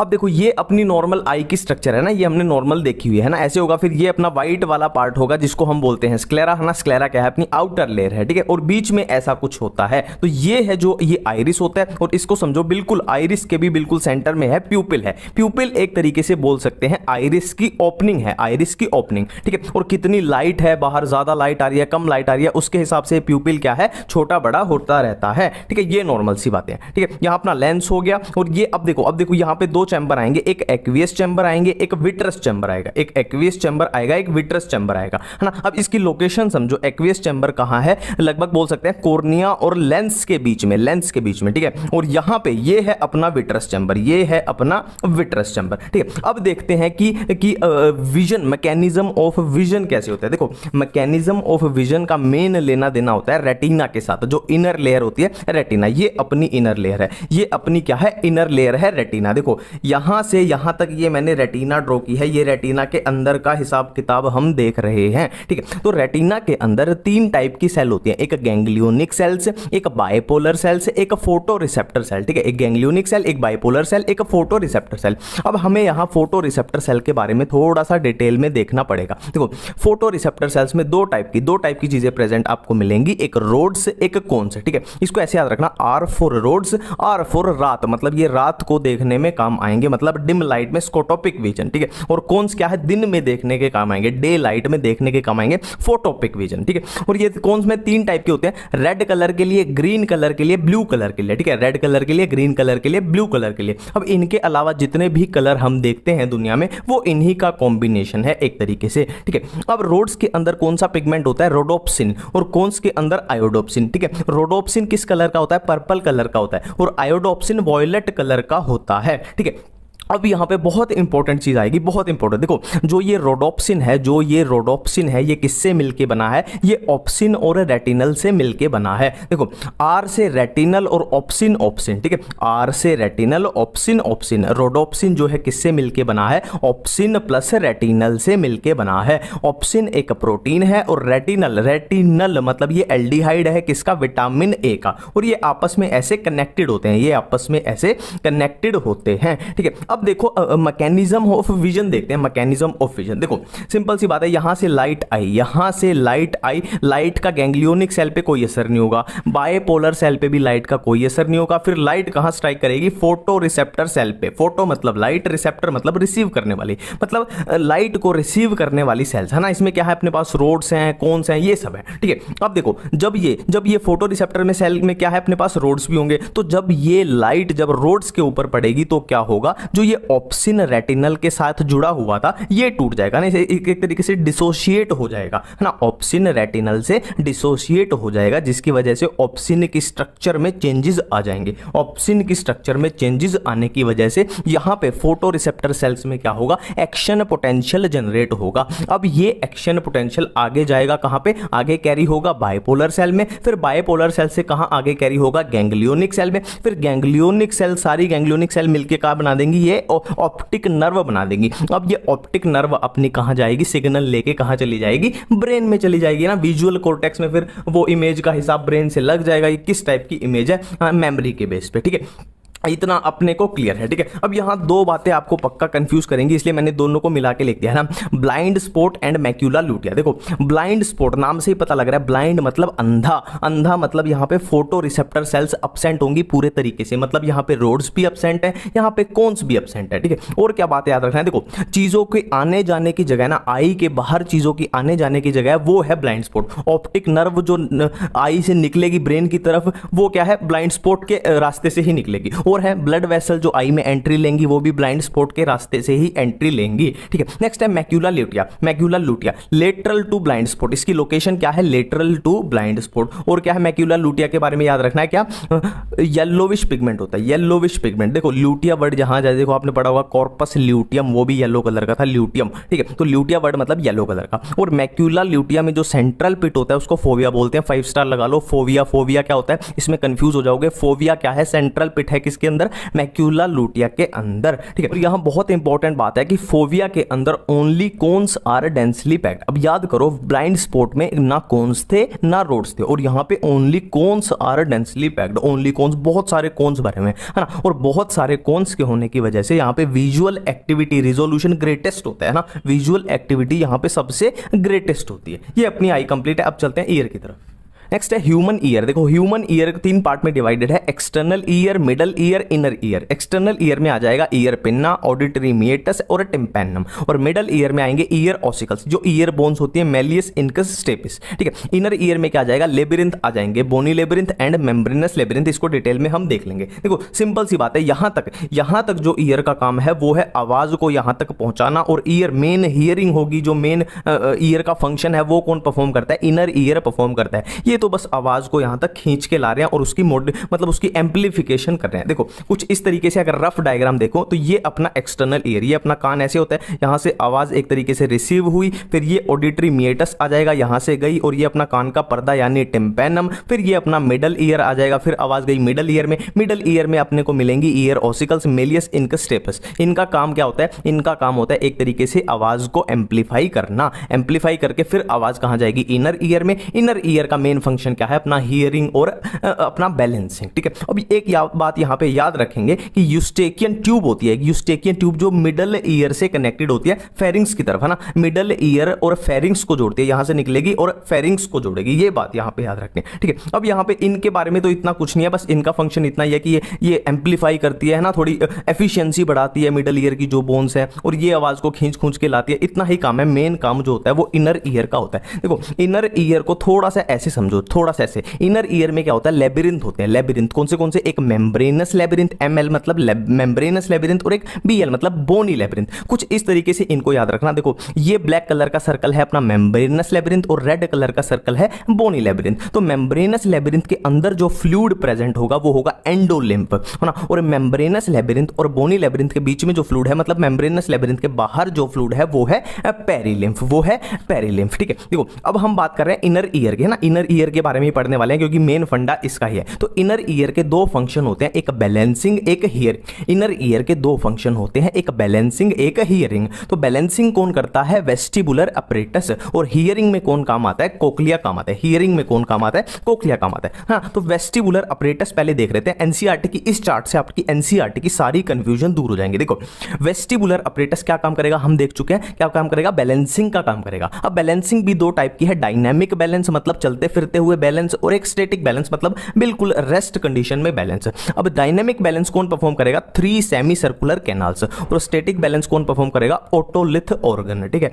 तो 3 सेमी सर्कुलर कैनाल्स का जो स्वोलन बेस होता है उसको हम बोलते हैं एम्प्यूला, और एम्प्यूला में क्या होते हैं, क्रिस्टा एम्प्यूलरिस, और एम्प्यूलरिस में क्या होते हैं, हेयर सेल्स होते हैं। हेयर सेल्स में अपने रिसेप्टर आ जाएंगे, और इधर ओटोलिथ ऑर्गन में क्या होंगे, सैक्यूल एंड यूट्रिकल होंगे। सैक्यूल एंड यूट्रिकल में होंगी रिजिज, रिजिज को हम क्या बोलते हैं, मैक्यूला, और मैक्यूला में होंगे हेयर सेल्स, रिसेप्टर। हाँ, कुल मिला के अपने को रिसेप्टर पे पहुंचना है। तो ये वेस्टिबुलर अपरेटस का लेना देना है, ठीक है। तो ये अपना बैलेंसिंग वाला कंप्लीट है। और क्या बच गया, अपना कोक्लिया बच गया। कोक्लिया का फंक्शन क्या है, अब हियरिंग, है ना, जो मेन सुनने वाला फंक्शन है। अब देखो सारा खेल इस डायग्राम का है, इस डायग्राम का, ठीक है। इसको याद कैसे करना है, देखो सिंपल सी बात है। इसको ये अपना क्या है, मेम्ब्रेनस लेबिरिंथ है, और ये पूरा अपना साइड में क्या आ रहा है, बोनी लेबिरिंथ आ रहा है, ठीक है। तो हमने मेम्ब्रेनस लेबिरिंथ में बात की थी, क्या कौन सा फ्लूइड होता है, एंडोलिम्फ होता है, ठीक है। इसके अंदर होगा एंडोलिम्फ, एंडोलिम्फ और बाहर क्या होता है पेरिलिम्फ, इसमें भी क्या होगा पेरिलिम्फ होगा। ठीक है, याद करने वाली बात बताऊंगा आपको। ठीक है, देखो ये 3 स्पेस अपने को याद करना है। देखो स्केला मीडिया जो बीच में आ रहा है, मीडियम में आ रहा है, मतलब मीडिया सिंपल सा याद हो गया। अब ऊपर कौन सा आएगा, ऊपर देखो ये ऊपर वाली साइड है और ये बेस वाली नीचे वाली साइड है। देखो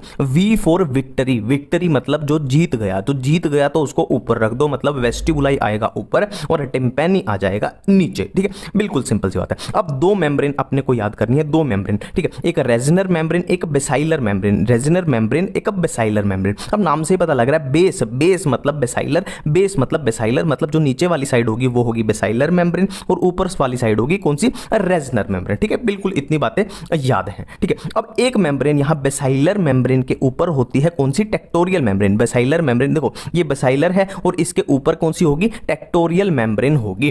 ठीक है, अब एक और याद करने वाली इंपॉर्टेंट बात यहां पे आपको बता दूं, एक ओवल विंडो होती है जो कहां ओपन होगी, स्केला वेस्टिबुलाई में, और एक राउंड विंडो होती है स्केला टिम्पैनी में। ठीक, अब याद करो हमने मिडल ईयर में किया था कि मेलियस इनकस स्टेपिस, तो जो स्टेपिस होगी वो किससे कनेक्टेड होगी, ओवल विंडो और फिर यहां स्केला वेस्टिबुलाई। बिल्कुल इतनी बातें क्लियर है। ठीक है, अब मैकेनिज्म ऑफ हियरिंग देखते हैं कि हम सुनते कैसे हैं। देखो इसमें क्या है, हमने किया कि पेरिलिम्फ एंडोलिम्फ पेरिलिम्फ। ठीक है, क्या है पूरे में फ्लूइड भरा हुआ है, फ्लूइड भरा हुआ है, तो जो भी साउंड आएगी, आवाज आएगी, वो क्या करेगी, एक तरीके से इस फ्लूइड में क्या करेगी, एक तरीके से हलचल पैदा करेगी। कुछ इस तरीके से है, बिल्कुल सिंपल तरीके से समझाता हूं, कंफ्यूज नहीं होना, बिल्कुल सारी चीजें क्लियर हो जाएंगी, है ना। देखो ये है, मान लो ये है अपनी बेसाइलर मेम्ब्रेन, ये है अपनी बेसाइलर मेम्ब्रेन। ठीक है, और इधर मान लो ये है अपनी टेक्टोरियल मेम्ब्रेन, टेक्टोरियल मेम्ब्रेन। ठीक है, और यहां बीच में है अपनी क्या है, मान लो ये हेयर सेल्स हैं, ये हेयर सेल्स हैं। ठीक है, तो जो फ्लूइड में जो डिस्टर्बेंस हुआ उसकी वजह से ये क्या होगी, ये क्या होगी, इसको उस साइड एक तरीके से धकेलेगी, है ना, हेयर सेल्स को। ये जो अपनी बेसाइलर मेम्ब्रेन है, ये टेक्टोरियल मेम्ब्रेन है, तो बेसाइलर मेम्ब्रेन हेयर सेल्स को बेंड करवाएगी किस तरफ, टेक्टोरियल मेम्ब्रेन की तरफ, है ना। तो क्या है, एक तरीके से हेयर सेल्स बेसाइलर और टेक्टोरियल के बीच में एक तरीके से बीच में आ जाएगी, है ना। ये इसको इधर बेंड करवाएगी, इधर बेंड कराएगी, तो इधर जब बेंड करेगी, ये हेयर सेल्स इधर बेंड करेगी, तो क्या होगा, इसमें एक तरीके से क्या होगा, नर्व इंपल्स जनरेट होगी, नर्व इंपल्स जनरेट होगी ना। सारा सिस्टम करना क्या था अपने को, अल्टीमेटली नर्व इंपल्स ही जनरेट करवानी थी। ठीक है, फिर वो अपना क्या है, नर्वस सिस्टम से पूरा सिस्टम फिर पूरा हैंडल हो जाए। वीडियो है। क्रिसमस पर आदित्य ने सेलिना को रोज का फ्लावर दिया। क्रिसमस पर आदित्य ने सेलिना को रोज का फ्लावर दिया। क्रिसमस से याद आएगा जाइलम डिफरेंशिएशन, पर से याद आएगा पार्थेनोकार्पी, आदित्य एडी से याद आएगा एपिकल डोमिनेंस, सेलिना से याद आएगा सेल डिवीजन, रोज से याद आएगा रूटिंग और फ्लावर से फ्लावरिंग। देखो गिब्रेलिन हार्मोन को हम शॉर्ट फॉर्म में कैसे लिखते हैं, GBR। ठीक है, गिब्रेलिन हार्मोन को शॉर्ट फॉर्म में लिखना है तो कैसे लिखेंगे, GBR। इतनी सी बात याद रखनी है। अब देखो G से हमें क्या क्या याद आएगा, G फॉर गन्ना, गन्ना यानी शुगर केन, शुगर केन जहां पर भी आ गया आंसर जाएगा गिब्रेलिन। नेक्स्ट है ग्रेप्स, ग्रेप्स जहां भी आगे आंसर जाएगा गिब्रेलिन। नेक्स्ट है गोभी, गोभी हिंदी में गोभी है, इंग्लिश में क्या बोल देंगे, कैबेज, तो कैबेज जहां भी दिख गया आंसर जाएगा गिब्रेलिन। नेक्स्ट है ग्रोसरी, ग्रोसरी से याद रखना है मार्केट पीरियड, मार्केट पीरियड कौन इंक्रीज करता है, गिब्रेलिन। एक एक लाइन एनसीईआरटी की बोल रहा हूं मैं। ठीक है, नेक्स्ट बी से देखो बोल्टिंग इफेक्ट, जहां पर भी आ गया आंसर जाएगा गिब्रेलिन। नेक्स्ट है ब्रूइंग इंडस्ट्री यानी माल्टिंग प्रोसेस, जहां भी आ गया कि कौन सा हार्मोन यूज होता है तो आंसर है गिब्रेलिन। नेक्स्ट है आर से रोजेट हैबिट, रोजेट हैबिट जहां भी पूछ लिया गया आंसर जाएगा गिब्रेलिन। एक एक पॉइंट पूरा एनसीईआरटी का कवर हुआ है अपना। नेक्स्ट है साइटोकाइनिन। देखो साइटोकाइनिन का मतलब क्या होता है, साइटो का मतलब सेल और काइनिन का मतलब डिवीजन। मतलब एक बात तो क्लियर है कि साइटोकाइनिन क्या कराएगा, सेल डिवीजन। अब कहां पे कराएगा, देखो cell division in shoot part, बस इतनी सी बात आपको याद रखनी है। अब देखो प्लांट के 2 पार्ट होते हैं, root part and shoot part. Root part क्या होता है, जमीन से नीचे, और शूट पार्ट क्या होता है, जमीन से ऊपर। तो जमीन से ऊपर प्लांट के किसी भी पार्ट के आगे लिख दिया उन्होंने सेल डिवीजन, तो आंसर जाएगा साइटोकाइनिन। अब देखो एनसीईआरटी की एक एक पॉइंट, एक एक लाइन कैसे कवर करेंगे। देखो cell division in shoot buds, answer cytokinin, क्योंकि शूट यहां पे लिखा ही आ गया। सेल डिवीजन इन लीव्स, अब लीव्स कैसा पार्ट है, शूट पार्ट है, और सेल डिवीजन की बात कर रहे हैं तो आंसर है cytokinin. Cell division in lateral shoots, अब यहां पे ऑलरेडी आ गया शूट्स आ गया, तो आंसर जाएगा cytokinin. Cell division in fruits, fruits भी कैसा पार्ट है, शूट, मतलब जमीन से ऊपर का पार्ट है, और सेल डिवीजन हो रही है तो आंसर जाएगा साइटोकाइनिन।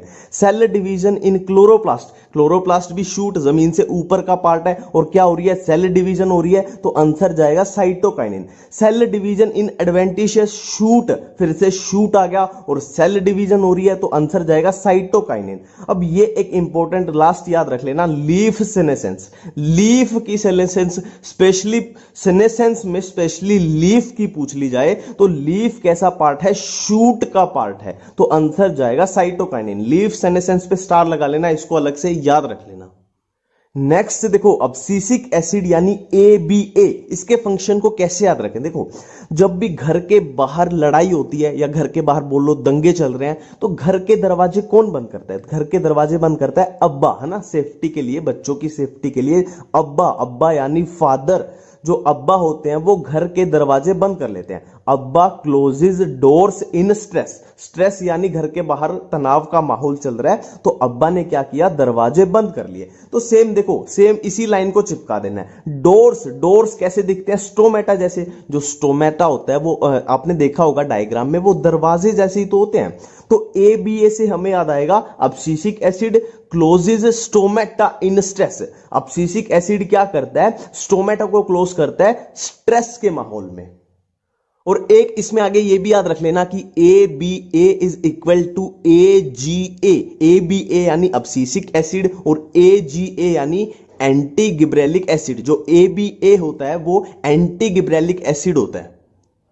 लास्ट है इथाइलिन। अब देखो, इसको आप FM करके भी याद रख सकते हो, पर EMF ज्यादा सही रहेगा क्योंकि उसमें इथाइलिन भी कवर हो जाता है। EMF यानी इलेक्ट्रोमोटिव फोर्स, जो आपने पढ़ा होगा बायो में यार, EMF यानी इलेक्ट्रोमोटिव फोर्स। E से याद आएगा इथाइलिन, M से मोटा, F से फ्लावरिंग, फ्रूट मैच्योरेशन, फीमेलनेस। अब ये मोटा समझा देता हूं, मोटा मतलब लेटरल ग्रोथ, ये लेटरल ग्रोथ कराता है, वर्टिकल नहीं कराता, मतलब हॉरिजॉन्टल ग्रोथ कराता है ना।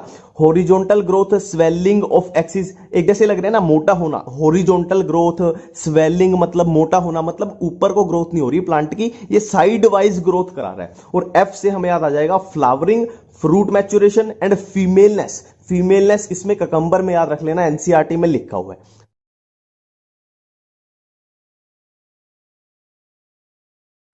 लैक ओपेरोन में सबसे पहला पॉइंट, इनको कैसे याद करना है, इनको याद करना है रपोस, रपोस RPOS, R से रिप्रेसर, P से प्रमोटर, O से ऑपरेटर और ZYA हमारे हो जाएंगे स्ट्रक्चरल जीन्स। अब देखो, यहां पे हमारे पास बनेगा क्या, रिप्रेसर। रिप्रेसर को मैंने बोला है चोर। अब देखो, चोर के आसपास अगर कोई भी पुलिस वाला ना हो तो ये चोर बिल्कुल फ्री है। अब चोर बिल्कुल फ्री है तो ये क्या करेगा, इस ऑपरेटर के साथ बाइंड कर जाएगा। यहां पे बाइंड कर जाएगा तो ये ट्रांसक्रिप्शन को नहीं होने देगा, मतलब यहां पे कोई भी एंजाइम नहीं बन रहा। अब दूसरी कंडीशन देखो, सेम वही रपोस, यहां पे बना रिप्रेसर, रिप्रेसर यानी चोर। पर इस कंडीशन में क्या है, चोर के आसपास एक पुलिस वाला है, इंड्यूसर, इंड्यूसर को मैंने बोला है पुलिस वाला। चोर के आसपास पुलिस वाला है तो ये पुलिस वाला इस चोर को पकड़ लेगा, इस चोर को पकड़ लेगा तो ये चोर यहां ऑपरेटर के साथ बाइंड नहीं कर पाएगा, तो ऑपरेटर बिल्कुल फ्री है और यहां पे ट्रांसक्रिप्शन हमारे पास हो जाएगी और यहां पे ये स्ट्रक्चरल जीन से एंजाइम हमारे बन जाएंगे। अब देखो, इस एक बेसिक फ्लो को पकड़ो कि डीएनए से हम आरएनए बनाएंगे, उसको हमने बोला ट्रांसक्रिप्शन, ठीक है। डीएनए से हमने आरएनए को बनाया, उसको हमने बोला ट्रांसक्रिप्शन, और आरएनए से हमने प्रोटीन बनाया, उसको हमने बोला ट्रांसलेशन, ठीक है। अब हमें पहले करना है ट्रांसक्रिप्शन, फिर ट्रांसलेशन। ट्रांसक्रिप्शन में हम क्या करने वाले हैं, डीएनए से बनाने वाले हैं आरएनए, डीएनए से बनाएंगे आरएनए। अब देखो, यहाँ पे एक सिंपल सी बात है, हम आरएनए बनाएंगे तो सिंपल सी बात है, कौन सा एंजाइम अपने को चाहिए, आरएनए पॉलीमरेज चाहिए, ठीक है। हम डीएनए से आरएनए बनाने जा रहे हैं तो आरएनए बनाने बनाने के लिए हमें कौन सा एंजाइम चाहिए, आरएनए पॉलीमरेज चाहिए। अब आरएनए पॉलीमरेज प्रोकैरियोट में कुछ अलग तरीके से होता है और यूकैरियोट में कुछ अलग तरीके से होता है। प्रोकैरियोट में आरएनए पॉलीमरेज सिर्फ एक ही टाइप का होता है, वो एक ही टाइप का आरएनए पॉलीमरेज राइबोसोमल आरएनए भी बनाएगा, ट्रांसफर आरएनए भी बनाएगा और मैसेंजर आरएनए भी बनाएगा। बट यूकैरियोट की बात करें तो यहां पे आरएनए पॉलीमरेज अपने पास 3 टाइप का होता है, RNA polymerase 1, RNA polymerase 2 and RNA polymerase 3। ठीक है, जो आरएनए पॉलीमरेज 1 होगा वो क्या बनाएगा, राइबोसोमल आरएनए बनाएगा,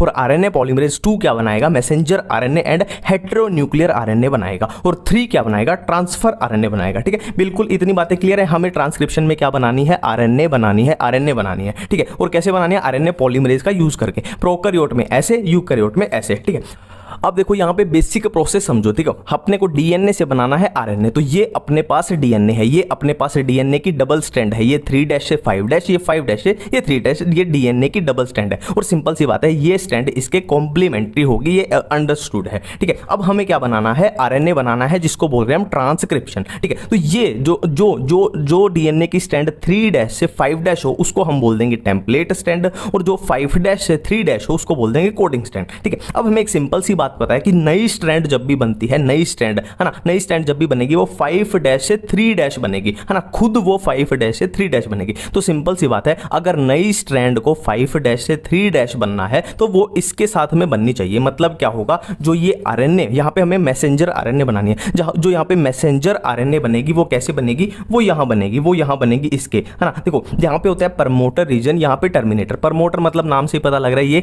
एक तरीके से प्रमोट कराएगा, टर्मिनेटर मतलब यहां अपनी क्या है, ट्रांसक्रिप्शन खत्म हो जाएगी। ठीक है, तो जो नई स्ट्रैंड बनेगी वो कुछ ऐसे बनेगी, 5' 3', और ये क्या बनेगी, अपनी मैसेंजर आरएनए बनेगी, ये अपनी बनेगी मैसेंजर आरएनए। ठीक है, सिंपल सी बात है।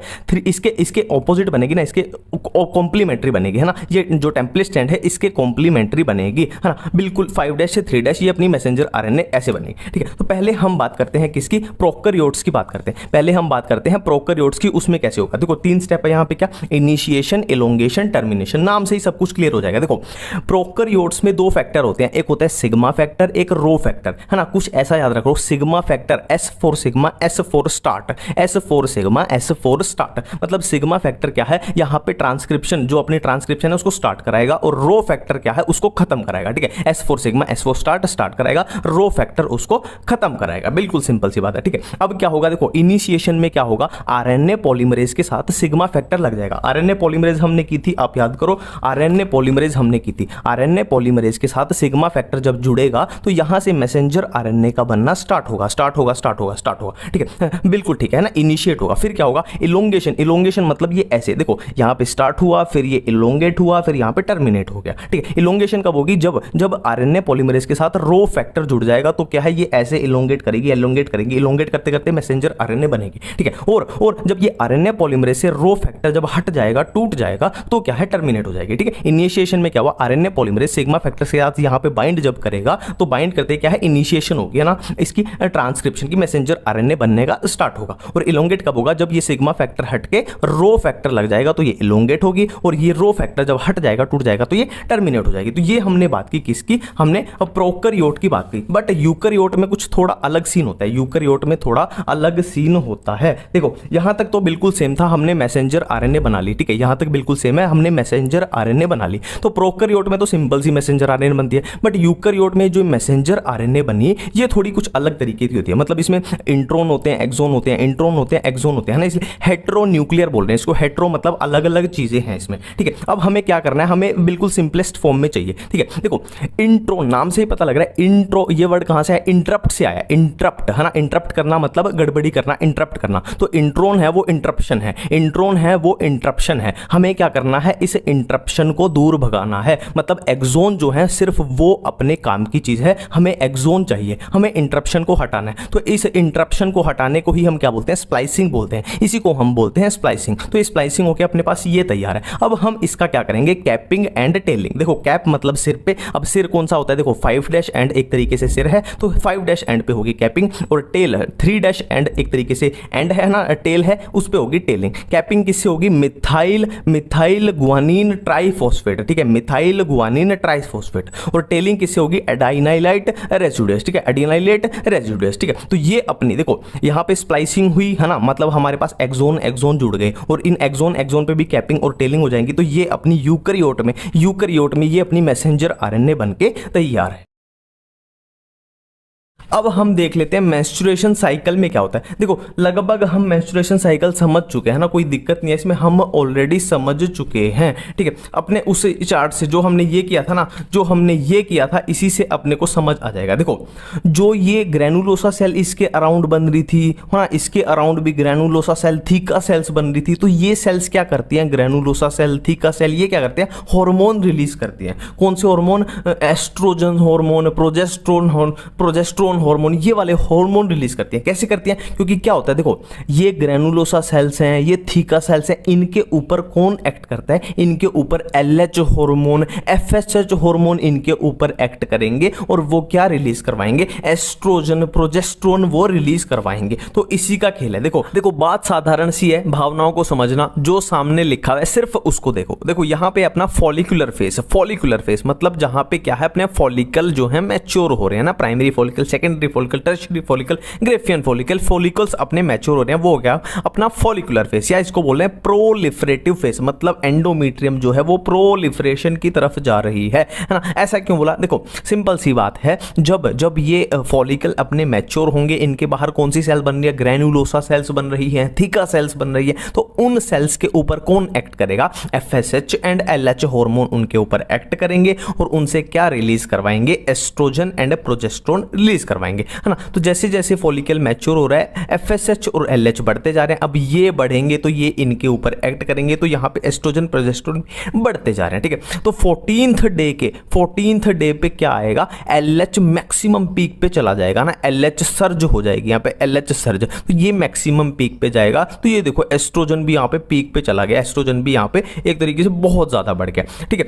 तो क्या होगा, यहाँ पे अपनी ओव्यूलेशन होगी, मतलब ओवम अलग हो जाएगा और बाकी का जो बचेगा हम ऑलरेडी कर चुके हैं, क्या बचेगा, कॉर्पस ल्यूटियम बचेगा, ठीक है। अब देखो ल्यूटियल फेज, मतलब जहां पे कॉर्पस ल्यूटियम हमारा दिख रहा है वो हो गया सिंपली ल्यूटियल फेज, है ना। अब ये क्या करेगा, सिक्रीटरी फेज, ये क्या करेगा, अब हार्मोन रिलीज करेगा। हमने बात की थी कॉर्पस ल्यूटियम क्या करता है, प्रोजेस्टेरोन रिलीज करता है, ठीक है। अब दो पॉसिबिलिटी आएंगी, या तो प्रेगनेंसी हो जाएगी या नहीं होगी। अब फर्टिलाइजेशन हो गई यानी प्रेगनेंसी अगर हुई तो कॉर्पस ल्यूटियम क्या करेगा, प्रोजेस्टेरोन रिलीज करता रहेगा, है ना, 3 महीने तक लगभग करता रहेगा, है ना। अब अगर प्रेगनेंसी नहीं हुई, ये प्रेगनेंसी नहीं हुई का केस आपके सामने, प्रेगनेंसी नहीं हुई तो ये कॉर्पस ल्यूटियम क्या है, डीजनरेट हो जाएगा। देखो यहां पे कॉर्पस ल्यूटियम बना तो ये क्या करता है, हार्मोन रिलीज करता है, कौन सा, प्रोजेस्टेरोन रिलीज करता है, ये एस्ट्रोजन भी रिलीज करता है, पर अपने को याद रखना है प्रोजेस्टेरोन। देखो इसने प्रोजेस्टेरोन को रिलीज किया, कॉर्पस ल्यूटियम यहां बना हुआ है ना, इसने प्रोजेस्टेरोन को रिलीज किया और हमें पता है प्रोजेस्टेरोन किसके लिए चाहिए, एंडोमेट्रियम की थिकनिंग की मेंटेनेंस के लिए, प्रेगनेंसी की मेंटेनेंस के लिए ना।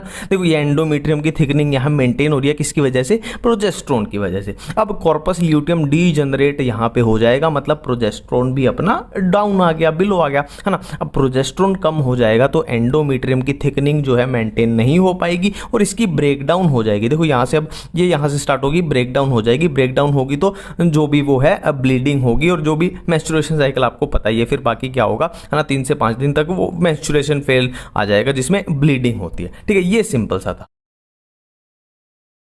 कि प्लेसेंटा हार्मोन रिलीज करती है, कौन से HCG human chorionic gonadotropin, HPL human placental lactogen, oestrogens, progesterone, ठीक है। अब ये बहुत सुपर हिट क्वेश्चन है, बहुत सुपर हिट क्वेश्चन है। देखो प्रेगनेंसी के दौरान ओवरी से भी हार्मोन आएगा, रिलैक्सिन ओवरी से आता है, ठीक है। अब यहाँ पे एक सुपर हिट क्वेश्चन बोलने जा रहा हूं कि ऐसे हार्मोन्स का नाम बताओ जो ओनली ड्यूरिंग प्रेगनेंसी रिलीज होती है, मतलब फीमेल के अंदर प्रेगनेंसी होगी सिर्फ और सिर्फ तभी वो रिलीज होंगे, कौन से HCG, HPL और रिलैक्सिन, ये 3 हार्मोन ऐसे जो ओनली ड्यूरिंग प्रेगनेंसी रिलीज होते हैं, ठीक है। अब एनसीईआरटी में साफ साफ लिखा है कि प्रेगनेंसी के दौरान हमने बात कर ली कि ये हार्मोन रिलीज होते हैं, पर इनके अलावा भी बहुत सारे हार्मोन होते हैं जिनका लेवल क्या है, मैटरनल मतलब मां के अंदर बढ़ जाता है। जैसे एस्ट्रोजन बढ़ जाएगा, एस्ट्रोजन की स्पेलिंग यहां पे ठीक कर लेना यार, ठीक है। एस्ट्रोजन बढ़ जाएगा, प्रोजेस्टेरोन बढ़ जाएगा, कोर्टिजोल बढ़ जाएगा, प्रोलैक्टिन बढ़ जाएगा, थायरोक्सिन बढ़ जाएगा, ये मदर के अंदर बढ़ जाते हैं। बढ़ते हैं ऑटोमेटिकली, ठीक है। और इनका काम क्या होता है, क्यों बढ़ते हैं, क्योंकि ये फीटल ग्रोथ में हेल्प करते हैं, मेटाबॉलिक चेंज, मदर के अंदर मेटाबॉलिक चेंजेस लाते हैं, और क्या है, प्रेगनेंसी की मेंटेनेंस में ये काम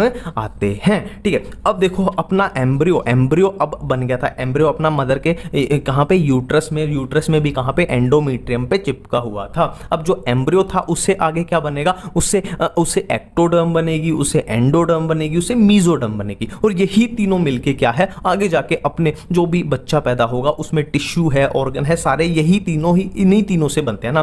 जो भी हार्ट बना या किडनी बनी या लीवर बना या आंखें बनी या दिमाग बना या लंग्स बने, जो भी कुछ बनेगा इन्हीं तीनों से बनेगा, है ना। एक्टोडर्म से कुछ ऑर्गन बनते हैं, एंडोडर्म से कुछ ऑर्गन बनते हैं, मीजोडर्म से कुछ ऑर्गन बनते हैं, ठीक है। अब एक एनसीईआरटी में स्टेम सेल्स के बारे में छोटी सी बात की है कि स्टेम सेल्स की खास बात क्या है कि इनमें पोटेंशियल, इनमें पावर होती है, क्या है, नए टिश्यू या ऑर्गन को रीजनरेट करने की, है ना, which have the potency to give rise to all the, है ना, बॉडी में जितने भी टिश्यू या ऑर्गन है सबको ये बना सकते हैं, ठीक है। नेक्स्ट बात करते हैं, देखो ये छोटी छोटी कंफ्यूजन है, इनको दूर कर लेते हैं। देखो क्वेश्चन आ जाए कहीं भी, गेस्टेशन पीरियड कितना होता है, तो 9 महीने, है ना, आपको पता है 9 महीने में बच्चा पैदा होता है, उसी को बोलते हैं गेस्टेशन पीरियड। पार्चुरेशन को क्या बोलते हैं, पार्चुरेशन क्या होता है, process of delivery of birth, है ना, बच्चे की डिलीवरी जो होती है उस प्रोसेस को क्या बोलते हैं, पार्चुरेशन। और लैक्टेशन किसको बोलते हैं, नाम से ही पता लग रहा है, नाम से ही पता लग रहा है कि मदर की क्या है, मेमरी ग्लैंड जो होते हैं वो मिल्क, वो एंड ऑफ प्रेगनेंसी के दौरान क्या है, मिल्क प्रोड्यूस करना स्टार्ट कर देता है। मिल्क क्यों प्रोड्यूस करेंगे, क्योंकि बच्चे को दूध पीना है ना, तो बच्चा पैदा होगा वो दूध पिएगा, तो उसके लिए क्या है, मदर में मेमरी ग्लैंड से मिल्क बनना स्टार्ट हो जाएगा, उसी को बोलते हैं हम क्या, लैक्टेशन बोलते हैं, ठीक है। अब ये एनसीईआरटी में दिया हुआ है कि कौन से महीने में क्या बनता है ना, ये एनसीईआरटी में दिया हुआ है, ये आपको याद करना पड़ेगा, एनसीईआरटी में दिया हुआ है। आफ्टर 1 मंथ क्या बनेगा, heart is formed, after 2nd month क्या बनेगा, limbs and digit, end of 3rd month, या इसको ऐसे क्वेश्चन आ जाए 3rd मंथ आ जाए, या 12 वीक बोल दे, या 1st ट्राइमेस्टर बोल दे, है ना। देखो एक ट्राइमेस्टर कितने का होता है, 12 हफ्ते का होता है, 12 वीक का। इसमें क्या, मेजर ऑर्गन सिस्टम जैसे लिम्स एंड एक्सटर्नल जेनिटेलिया, ये एनसीईआरटी में जो लिखा हुआ है मैंने कॉपी पेस्ट किया, सिर्फ कॉपी पेस्ट किया हुआ है, ठीक है। ड्यूरिंग 5th मंथ क्या है, first movement and hairs on head, ठीक है। एंड ऑफ 6 मंथ लिखा आ जाए, या 24 वीक्स आ जाए, या फर्स्ट, या यहाँ पे सेकंड कर लेना, यहाँ पे सेकंड ट्राइमेस्टर, देखो 12 हफ्ते का पहला ट्राइमेस्टर और 24 हफ्ते का सेकंड ट्राइमेस्टर, ठीक। यहाँ पे क्या है, fine hairs on head, eyelids क्या है, सेपरेट हो जाएंगी, और आईलैशेस जो है वो बन जाएंगे, ठीक है। अब ये आपको एनसीईआरटी का फ्लो याद रखना पड़ेगा, ये मैंने पूरा एनसीईआरटी का कॉपी पेस्ट करके ऐसे फ्लो चार्ट बना दिया, ये आपको याद रखना पड़ेगा। देखो फुल्ली डेवलप्ड फीटस मतलब माँ के अंदर जो बच्चा है वो पूरा डेवलप हो चुका है, मतलब वो पैदा होने के लिए तैयार है ना, और प्लेसेंटा भी होती है माँ के अंदर। तो फुल्ली डेवलप्ड फीटस और प्लेसेंटा मिलके क्या करेंगे, जो यूट्रस है उसमें माइल्ड कॉन्ट्रैक्शन स्टार्ट कर देंगे, है ना, इंड्यूस माइल्ड कॉन्ट्रैक्शन इन यूट्रस में, ठीक है। और इसी को हम बोलते हैं फीटल इजेक्शन रिफ्लेक्स। देखो फीटल मतलब फीटस, इजेक्शन मतलब बाहर निकालना, रिफ्लेक्स मतलब फीटस को बाहर निकालने के लिए जो रिफ्लेक्स एक्शन हो रहा है, जो यूट्रस में कॉन्ट्रैक्शन हो रही है, उसी को हम ये बोल रहे हैं, ठीक है। अब फीटल इजेक्शन रिफ्लेक्स की वजह से पिट्यूटरी ग्लैंड से क्या रिलीज होगी, ऑक्सीटोसिन रिलीज होगी। अब ऑक्सीटोसिन क्या करेगी, इन यूट्राइन कंट्रैक्शन को और ज्यादा तगड़ा कर देगी, है ना, स्ट्रॉन्गर एंड स्ट्रॉन्गर कॉन्ट्रैक्शन। मतलब इन्होंने माइल्ड यूट्राइन कॉन्ट्रैक्शन की थी, और उसके रिजल्ट से क्या हो गया, अपना ऑक्सीटोसिन रिलीज हो गया, और ऑक्सीटोसिन ने क्या की, स्ट्रॉन्गर यूट्राइन कॉन्ट्रैक्शन। अब यूट्रस में बहुत स्ट्रॉन्ग कॉन्ट्रैक्शन होगी तो क्या हो जाएगा, जो बच्चा है अपना फीटस है वो बाहर आ जाएगा, है ना। और इसी को हम क्या बोल रहे हैं, पार्चुरेशन बोल रहे हैं, है ना। तो बच्चा बाहर आ गया, उसके थोड़ी देर बाद क्या है, प्लेसेंटा जो थी वो भी अपनी एक्सपेल हो जाएगी, बाहर आ जाएगी, ठीक है। अब यहां पे एक चीज याद रखेंगे, कोलोस्ट्रम क्या होता है। देखो कोलोस्ट्रम वैसे तो सबको पता है, फर्स्ट मिल्क लिखा जाए, पहला दूध, माँ का पहला दूध, इनिशियल मिल्क आ जाए, है ना। ये आपको याद रखना है कि पहला मिल्क, इनिशियल मिल्क क्या होता है, कोलोस्ट्रम होता है। और कोलोस्ट्रम में क्या याद रखना है, एंटीबॉडी होती है, कौन सी, IgA। देखो पहला दूध मतलब पहला अल्फाबेटिकल ऑर्डर में देख लो, ABCD, अल्फाबेट में कौन सा आता है, A सबसे पहला आता है, तो ऐसे याद हो जाएगा, IgA एंटीबॉडी कोलोस्ट्रम के अंदर होती है, ठीक है। देखो ब्लड हमारे पास क्या है, सबसे पहले ब्लड है, ब्लड, ठीक है।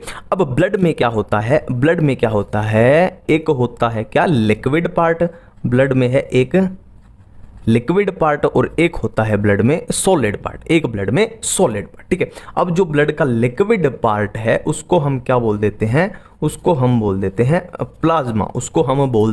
प्लाज्मा, और ये टोटल ब्लड का कितना होता है, 55% होता है, 55%, ठीक है। और सॉलिड पार्ट में हमारे पास ब्लड के सॉलिड पार्ट में क्या आ जाएंगी, क्या आ जाएंगी, ब्लड सेल्स आ जाएंगी। ब्लड सेल्स जो कितनी होंगी ऑटोमेटिकली है, ये 55% है तो ये कितनी होंगी 45%, ठीक है 45%। अब ब्लड सेल्स भी हमारे पास कितने टाइप की आएंगी, ब्लड सेल भी हमारे पास कितने टाइप की आएंगी, 3 टाइप की आएंगी। कौन सी, रेड ब्लड सेल, और दूसरी कौन सी है, व्हाइट ब्लड सेल, और तीसरे क्या है, प्लेटलेट्स। तीसरे क्या है, प्लेटलेट्स। बिल्कुल इतनी बातें क्लियर हैं। अब WBC यानी व्हाइट ब्लड सेल भी हमारे पास 2 टाइप की फर्दर डिवाइड हो जाती है। कौन सी, एक तो हो जाएंगी ग्रैन्युलोसाइट्स और एक हो जाएंगी ए ग्रैन्युलोसाइट्स, एक हो जाएंगी ए ग्रैन्युलोसाइट, ठीक है। इतना बेसिक सा अपना ब्लड का क्लियर है। अब चलते हैं आगे, बात करेंगे कि प्लाज्मा में क्या क्या है, RBC में क्या है, ग्रैन्युलोसाइट में क्या है, ग्रैन्युल में क्या है, प्लेटलेट्स में क्या है।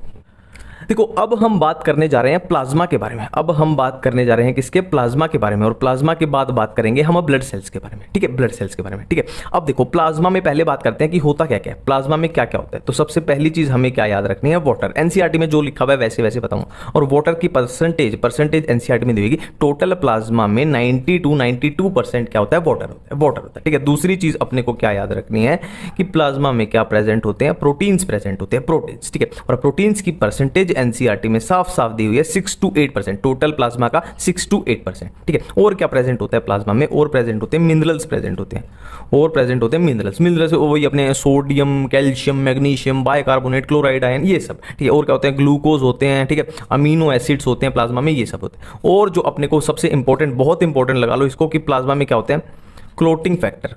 प्लाज्मा में क्या होते हैं, क्लोटिंग फैक्टर, ठीक है। अब साफ साफ दिख रहा है कि यहाँ पे याद करने वाली चीजें क्या है कि वाटर है, ये परसेंटेज, प्रोटीन्स है परसेंटेज, और क्या है, क्लोटिंग फैक्टर, ये मिनरल्स, और ये तो सब बता ही देंगे, कोई इसमें बड़ी बात है, ठीक है। अब यहाँ पे देखो ये अपने पास जो प्लाज्मा प्रोटीन्स हैं, प्लाज्मा प्रोटीन्स, इसमें हमें 3 प्रोटीन याद रखने हैं, 3 प्रोटीन याद रखने हैं, क्योंकि वो NCERT में दिए हुए हैं, NCERT में दिए हुए हैं 3 प्रोटीन हमें याद रखने हैं, ठीक है। कौन से फिब्रिनोजन, कौन से फिब्रिनोजन, दूसरा कौन सा है, अल्ब्यूमिन, और तीसरा कौन सा है, ग्लोब्यूलिन, तीसरा कौन सा है, ग्लोब्यूलिन, ठीक है। अब इंपॉर्टेंट क्वेश्चन बनता है इनके फंक्शन से। देखो फिब्रिनोजन तो सबको पता ही होगा, फिब्रिनोजन किस में काम आएगा, क्लोटिंग में काम आएगा, ब्लड क्लोटिंग में ये काम आने वाला है, बिल्कुल ठीक बात है, ठीक है। और अल्ब्यूमिन किस काम आता है, ब्लड कोलोइडल ऑस्मोटिक प्रेशर, है ना, ब्लड में क्या ऑस्मोटिक प्रेशर को, ऑस्मोटिक बैलेंस में काम आता है। और ग्लोब्यूलिन किस काम आता है, एक तरीके से बोल सकते हो इम्यूनिटी में काम आता है, ये काम आता है इम्यूनिटी में, या बोलो डिफेंस मैकेनिज्म, है ना। आपने सुना होगा ना ये जो होती है अपनी इम्यूनोग्लोबिन, है ना, आपने सुना होगा ना एंटीबॉडी कैसी होती है, IgG, IgM, तो ये क्या होती है, इम्यूनोग्लोबुलिन होती है, इम्यूनोग्लोबुलिन, है ना। तो ये वो वाला ग्लोबुलिन, इतनी बातें अपनी क्लियर हो चुकी है, ठीक है। अब यहाँ पे एक चीज और अपने को याद रखनी है, एक वर्ड आता है सीरम, NCERT में लिखा हुआ है सीरम। सीरम क्या होता है, सीरम, देखो ये हमने किया था कि प्लाज्मा में ये प्रेजेंट है, ये प्रेजेंट है, ये प्रेजेंट है, ये प्रेजेंट है। तो सीरम क्या होता है, सिंपली अगर हम प्लाज्मा में से ये क्लोटिंग फैक्टर को रिमूव कर दें, निकाल दें, माइनस कर दें, तो ये अपना क्या बच जाएगा, ये बच जाएगा अपना सीरम। इतनी सी बात है बस।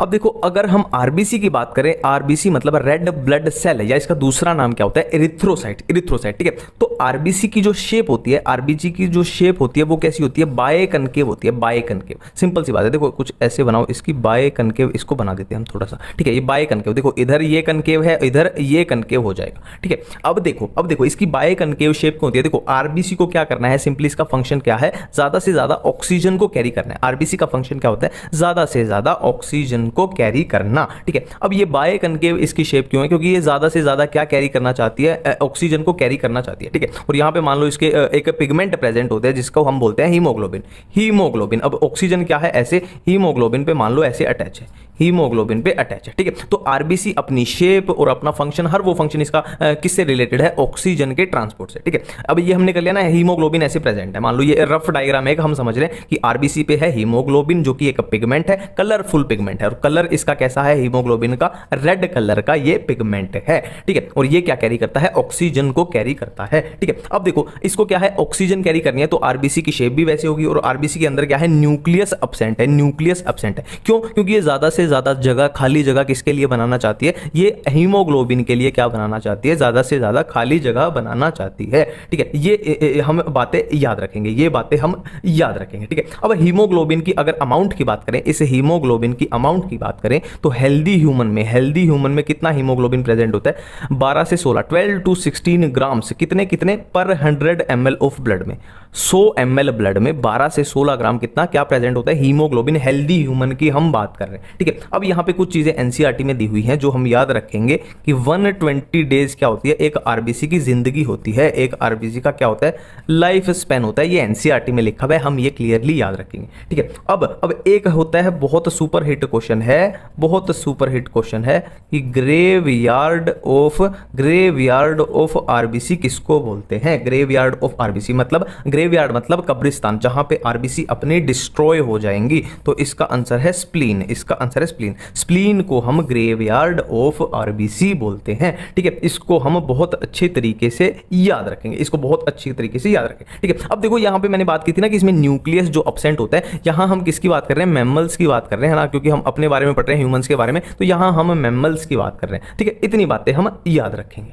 अब हम बात करने जा रहे हैं डब्ल्यूबीसी के बारे में। डब्ल्यूबीसी व्हाइट ब्लड सेल, या इसका दूसरा नाम बोला ल्यूकोसाइट, ठीक है। अब देखो डब्ल्यूबीसी अपने पास क्या है, दो टाइप की होती है। डब्ल्यूबीसी अपने पास दो टाइप की होगी, एक तो होगी ग्रेन्युलोसाइट और दूसरी होगी ए ग्रेन्युलोसाइट।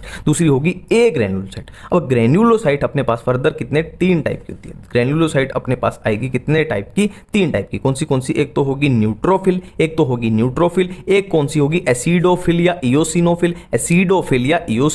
और तीसरी कौन सी होगी अपने पास, बेसोफिल। और ग्रेन्युलोसाइट अपने पास दो टाइप की, कौन सी, एक मोनोसाइट एक लिम्फोसाइट।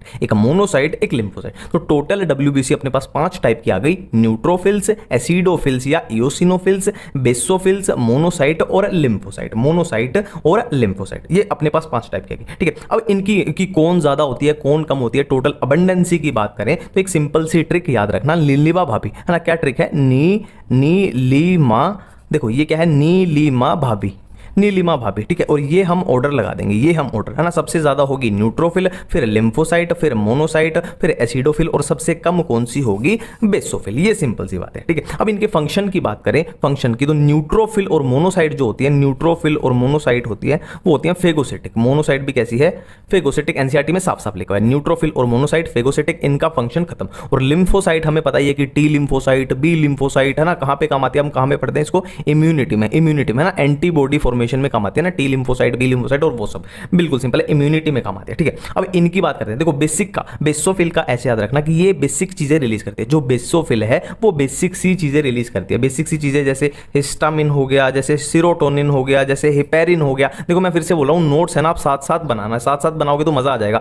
अब मैं तो साथ इतना लिख नहीं सकता, तो मैं ये 1 लेटर लिख देता हूँ, पर आप साथ नोट्स बनाया करो, ठीक है। बेसोफिल जो होगी वो बेसिक सी चीजें रिलीज करेगी, जैसे हिस्टामिन हो गया, सीरोटोनिन हो गया और हेपेरिन हो गया, ये सब चीजें, ठीक है। और इन्फ्लामेशन वाली रिएक्शन में भी इन्वॉल्व होती है, ठीक है। और ये क्या करेगी, एसिडोफिल, इसको ऐसे याद रखना, A for acidophil, A for allergy, ठीक है। बिल्कुल अपने को फंक्शन भी सबके क्लियर हो चुके हैं। अब डब्ल्यूबीसी के बाद क्या है, प्लेटलेट्स, ठीक है। डब्ल्यूबीसी के बाद है प्लेटलेट्स में देखो सबको याद रहता है क्लोटिंग, है ना। सिर्फ सबको याद रहेगा क्लोटिंग। जो आपको याद रखना है, जो आपको भूल जाएगा, एनसीईआरटी में लिखा हुआ है कि प्लेटलेट्स आर प्रोड्यूस्ड फ्रॉम मेगाकैरियोसाइट्स, ठीक है। प्लेटलेट्स आर प्रोड्यूस्ड फ्रॉम मेगाकैरियोसाइट्स, ठीक है। ये आपको भूल जाएगा, ठीक है। अब देखो हम तीनों सेल्स के बारे में पढ़ चुके हैं, आरबीसी के बारे में हम पढ़ चुके हैं, डब्ल्यूबीसी के बारे में हम पढ़ चुके हैं, प्लेटलेट्स के बारे में हम पढ़ चुके हैं, ठीक है। अब हम कर रहे हैं कि इनका नंबर, इनकी संख्या, नंबर इनका कितना होता है और कहां पे, पर क्यूबिक मिलीमीटर ऑफ ब्लड में, कि आरबीसी जो है वो पर क्यूबिक मिलीमीटर ऑफ ब्लड में कितनी होती है, डब्ल्यूबीसी कितनी होती है, प्लेटलेट कितनी होती है। तो आरबीसी का नंबर कितना होता है, 5 to 5.5 मिलियन, है ना। 5 से 5.5 मिलियन कहां पे, पर क्यूबिक मिलीमीटर ऑफ ब्लड में होती है। और डब्ल्यूबीसी 6000 से 8000, 6000 to 8000 होती है कहां पे, पर क्यूबिक मिलीमीटर ऑफ ब्लड में, ठीक है। और प्लेटलेट कितनी होती है, 1.5 to 3.5 लाख, ठीक है। 1.5 से 3.5 लाख तक ये होती है। अब देखो ट्रांसफॉर्मिंग प्रिंसिपल में देखते हैं क्या क्या होता है। सबसे पहली बात किसने परफॉर्म किया था, फ्रेडरिक ग्रिफिथ ने। और किसका यूज किया था, स्ट्रेप्टोकोकस निमोनिया का यूज किया था। अब देखो स्ट्रेप्टोकोकस निमोनिया की 2 टाइप की कॉलोनीज हमारे पास होती है, 2 टाइप की, एक स्मूथ कॉलोनी, एक रफ कॉलोनी, ठीक है। जो स्मूथ कॉलोनी होती है वो कैप्सुलेटेड होती है, म्यूकस कोट उसमें प्रेजेंट होता है और वो वायरुलेंट होती है। और जो रफ कॉलोनी होती है वो नॉन कैप्सुलेटेड होती है, म्यूकस कोट इसमें एब्सेंट होता है और ये नॉन वायरुलेंट होती है, ठीक है। नाम से पता लग रहा है ये वायरुलेंट है तो ये क्या करेगी, यही माइस को किल करेगी, ठीक है। और रफ है ये नॉन वायरुलेंट है, मतलब ये माइस को किल नहीं करेगी, ठीक है। रफ कॉलोनी में बिल्कुल क्लियर हो रहा है, नॉन वायरुलेंट है मतलब माइस इसके इन्फेक्शन से जिंदा रहेगा। और स्मूथ कॉलोनी में क्या है, वायरुलेंट है, तो माइस इसके इन्फेक्शन से क्या है, किल हो जाएगा, उसकी डेथ हो जाएगी, ठीक है। बट यहाँ पे एक मजे की बात क्या है कि हीट किल्ड एस स्ट्रेन, मतलब हम हीट किल्ड स्मूथ कॉलोनी का यूज करते हैं तो माइस जो है वो जिंदा रहता है ना। हमने क्या किया, स्मूथ कॉलोनी की जो एस स्ट्रेन है, मतलब एस स्ट्रेन मतलब स्मूथ स्ट्रेन है ना, उसको हीट किल्ड किया तो माइस जिंदा है यहाँ पे, ठीक है। ये अपनी बात है, ठीक है। अब यहाँ पे कंक्लूजन क्या निकलता है, देखो यहाँ पे एक चीज यहाँ पे ये मजेदार की गई, यहाँ पे मजेदार एक चीज क्या की गई कि आर स्ट्रेन मतलब रफ वाली प्लस एस वाली जो है हीट किल्ड अगर यूज करते हैं तो माइस की डेथ हो रही है। देखो नेचुरली क्या होना चाहिए था, रफ की वजह से माइस जिंदा रहना चाहिए था और हीट किल्ड एस की वजह से भी माइस जिंदा रहना चाहिए था, बट यहाँ पे माइस की डेथ होगी। मतलब क्या है यहाँ से कंक्लूजन क्या निकला कि कुछ तो ऐसी चीज है जो एस स्ट्रेन से आर वाले में ट्रांसफॉर्म हुई है, कुछ ऐसी चीज है, बट वो चीज क्या है, डीएनए है, आरएनए है, प्रोटीन है, क्या है अभी तक पता नहीं चला, ठीक है। अब हम बात करते हैं नेक्स्ट एक्सपेरिमेंट की, ठीक है। Biochemical characterisation of transforming principle, मतलब यहाँ पे हमें पता लगाना है कुल मिला के डीएनए ट्रांसफॉर्म हुआ कि आरएनए हुआ कि प्रोटीन हुआ, ठीक है। ये किसने किया, एवरी मैक्लोइड मैककार्टी, 3 साइंटिस्ट हैं, एवरी मैक्लोइड मैककार्टी, ठीक है। इन्होंने क्या बताया कि ट्रांसफॉर्मिंग सब्सटेंस इस डीएनए की, जो सब्सटेंस ट्रांसफॉर्म होता है वो डीएनए होता है। कैसे बताया, इन्होंने डाइजेस्टिव एंजाइम्स का यूज किया। कौन से प्रोटीन को डाइजेस्ट करने वाले एंजाइम प्रोटीएजेस, आरएनए को डाइजेस्ट करने वाले आरएनएजेस और डीएनए को डाइजेस्ट करने वाले डीएनएज, ठीक है। सबसे पहले यूज किया इन्होंने प्रोटीएसिस का, मतलब क्या है, प्रोटीन का इन्होंने डाइजेशन कर दिया, मतलब प्रोटीन को खत्म कर दिया। बट फिर भी ट्रांसफॉर्मेशन जो ट्रांसफॉर्मिंग है ना, ट्रांसफॉर्मेशन हुई प्रोटीन खत्म होने के बाद भी, मतलब एक बात क्लियर है कि प्रोटीन तो ट्रांसफॉर्मिंग सब्सटेंस नहीं है। फिर उन्होंने क्या किया, आरएनए को खत्म कर दिया, डाइजेस्ट कर दिया, बट फिर भी ट्रांसफॉर्मेशन हुई, मतलब आरएनए भी क्या है, ट्रांसफॉर्म नहीं हो रही थी, है ना, सिंपल सी बात है। फिर इन्होंने डीएनए को जब डाइजेस्ट कर दिया, मतलब खत्म कर दिया, वहां पे ट्रांसफॉर्मेशन बंद हो गई। मतलब सीधा है कि डीएनए ही क्या है, अपना ट्रांसफॉर्मिंग सब्सटेंस है, ठीक है। अब नेक्स्ट एक इंपॉर्टेंट है हर्शे एंड चेज का एक्सपेरिमेंट, ठीक है। इसमें क्या हुआ था, देखो इन्होंने बैक्टीरियोफेज का यूज किया था और बैक्टीरियोफेज से इन्होंने किसको इन्फेक्ट कराया, ई कोलाई को। देखो बैक्टीरियोफेज क्या होते हैं, बैक्टीरियोफेज होते हैं वायरस, ऐसे वायरस जो बैक्टीरिया को इन्फेक्ट करते हैं। तो ई कोलाई को इन्होंने इन्फेक्ट कराया बैक्टीरियोफेज से, ठीक है। अब इन्होंने क्या यूज किया, radio active sulphur and radio active phosphorus, ठीक है। अब इनका यूज क्यों किया, क्योंकि क्या होता है, डीएनए के पास फॉस्फोरस होता है और प्रोटीन के पास क्या होता है, सल्फर होता है, ठीक है। इनके स्टेप कौन से थे, इन्फेक्शन, ब्लेंडिंग, सेंट्रीफ्यूगेशन, ये इनके स्टेप। देखो इनका मकसद क्या था, देखो इन्होंने क्या किया, बैक्टीरियोफेज से इन्फेक्ट कराया ई कोलाई को। अब ई कोलाई के अंदर हमने चेक कर लिया कि रेडियो एक्टिव सल्फर आ रहा है ना, इन्फेक्शन के थ्रू रेडियो एक्टिव सल्फर दिखा या रेडियो एक्टिव फॉस्फोरस दिखा। तो रिजल्ट जो हमें मिला क्या, ई कोलाई के अंदर जो इन्फेक्शन के थ्रू आया वो आया रेडियो एक्टिव फॉस्फोरस। तो रेडियो एक्टिव फॉस्फोरस आया, मतलब फॉस्फोरस किसके अंदर होता है, डीएनए के अंदर। तो जो ट्रांसफॉर्म हुआ वो क्या था, डीएनए। मतलब इस एक्सपेरिमेंट से क्या मिला, हमें अनइक्विवोकल प्रूफ मिल गया that DNA is a genetic material. Phycomycetes के एग्जाम्पल्स को कैसे याद रखें, बहुत सिंपल ट्रिक है। देखो फिजिक्स में फेल हो गया राम, फिजिक्स से हमें याद आया फाइकोमाइसिटीज, और राम के आर से हमें याद आया राइजोपस, और ए से अल्ब्यूको और एम से म्यूकर। सीडियोमाइसिटीज के एग्जाम्पल्स को कैसे याद रखें, बहुत सिंपल ट्रिक है। देखो बासमती सबको पता होगा क्या होता है, बासमती एक राइस की वैरायटी है। तो बासमती जो राइस है उसको किसने डिस्कवर किया था, तो बासमती है एग्रीकल्चर फील्ड से रिलेटेड है, तो इसको डिस्कवर किया था पंजाब एग्रीकल्चर यूनिवर्सिटी ने। बासमती राइस को डिस्कवर किया पंजाब एग्रीकल्चर यूनिवर्सिटी ने। तो बासमती के BAS से हमें याद आया बेसिडियोमाइसिटीज, और Punjab agriculture university PAU, P से हमारे पास आया पक्सीनिया, A से हमारे पास आया अगेरिकस और U से हमारे पास आया अस्टिलागो। ड्यूटेरोमाइसिटीज के एग्जाम्पल्स को कैसे याद रखें, देखो सिंपल है, कुत्ते बिल्ली का खेल है। मतलब ड्यूटेरोमाइसिटीज के D से हमें याद आया डॉग, और डॉग किसके पीछे भागेगा, कैट के पीछे। तो कैट के C से हमारे पास आया कलेक्टोट्राइकम, A से हमारे पास आया ऑल्टरनेरिया और T से हमारे पास आया ट्राइकोडर्मा।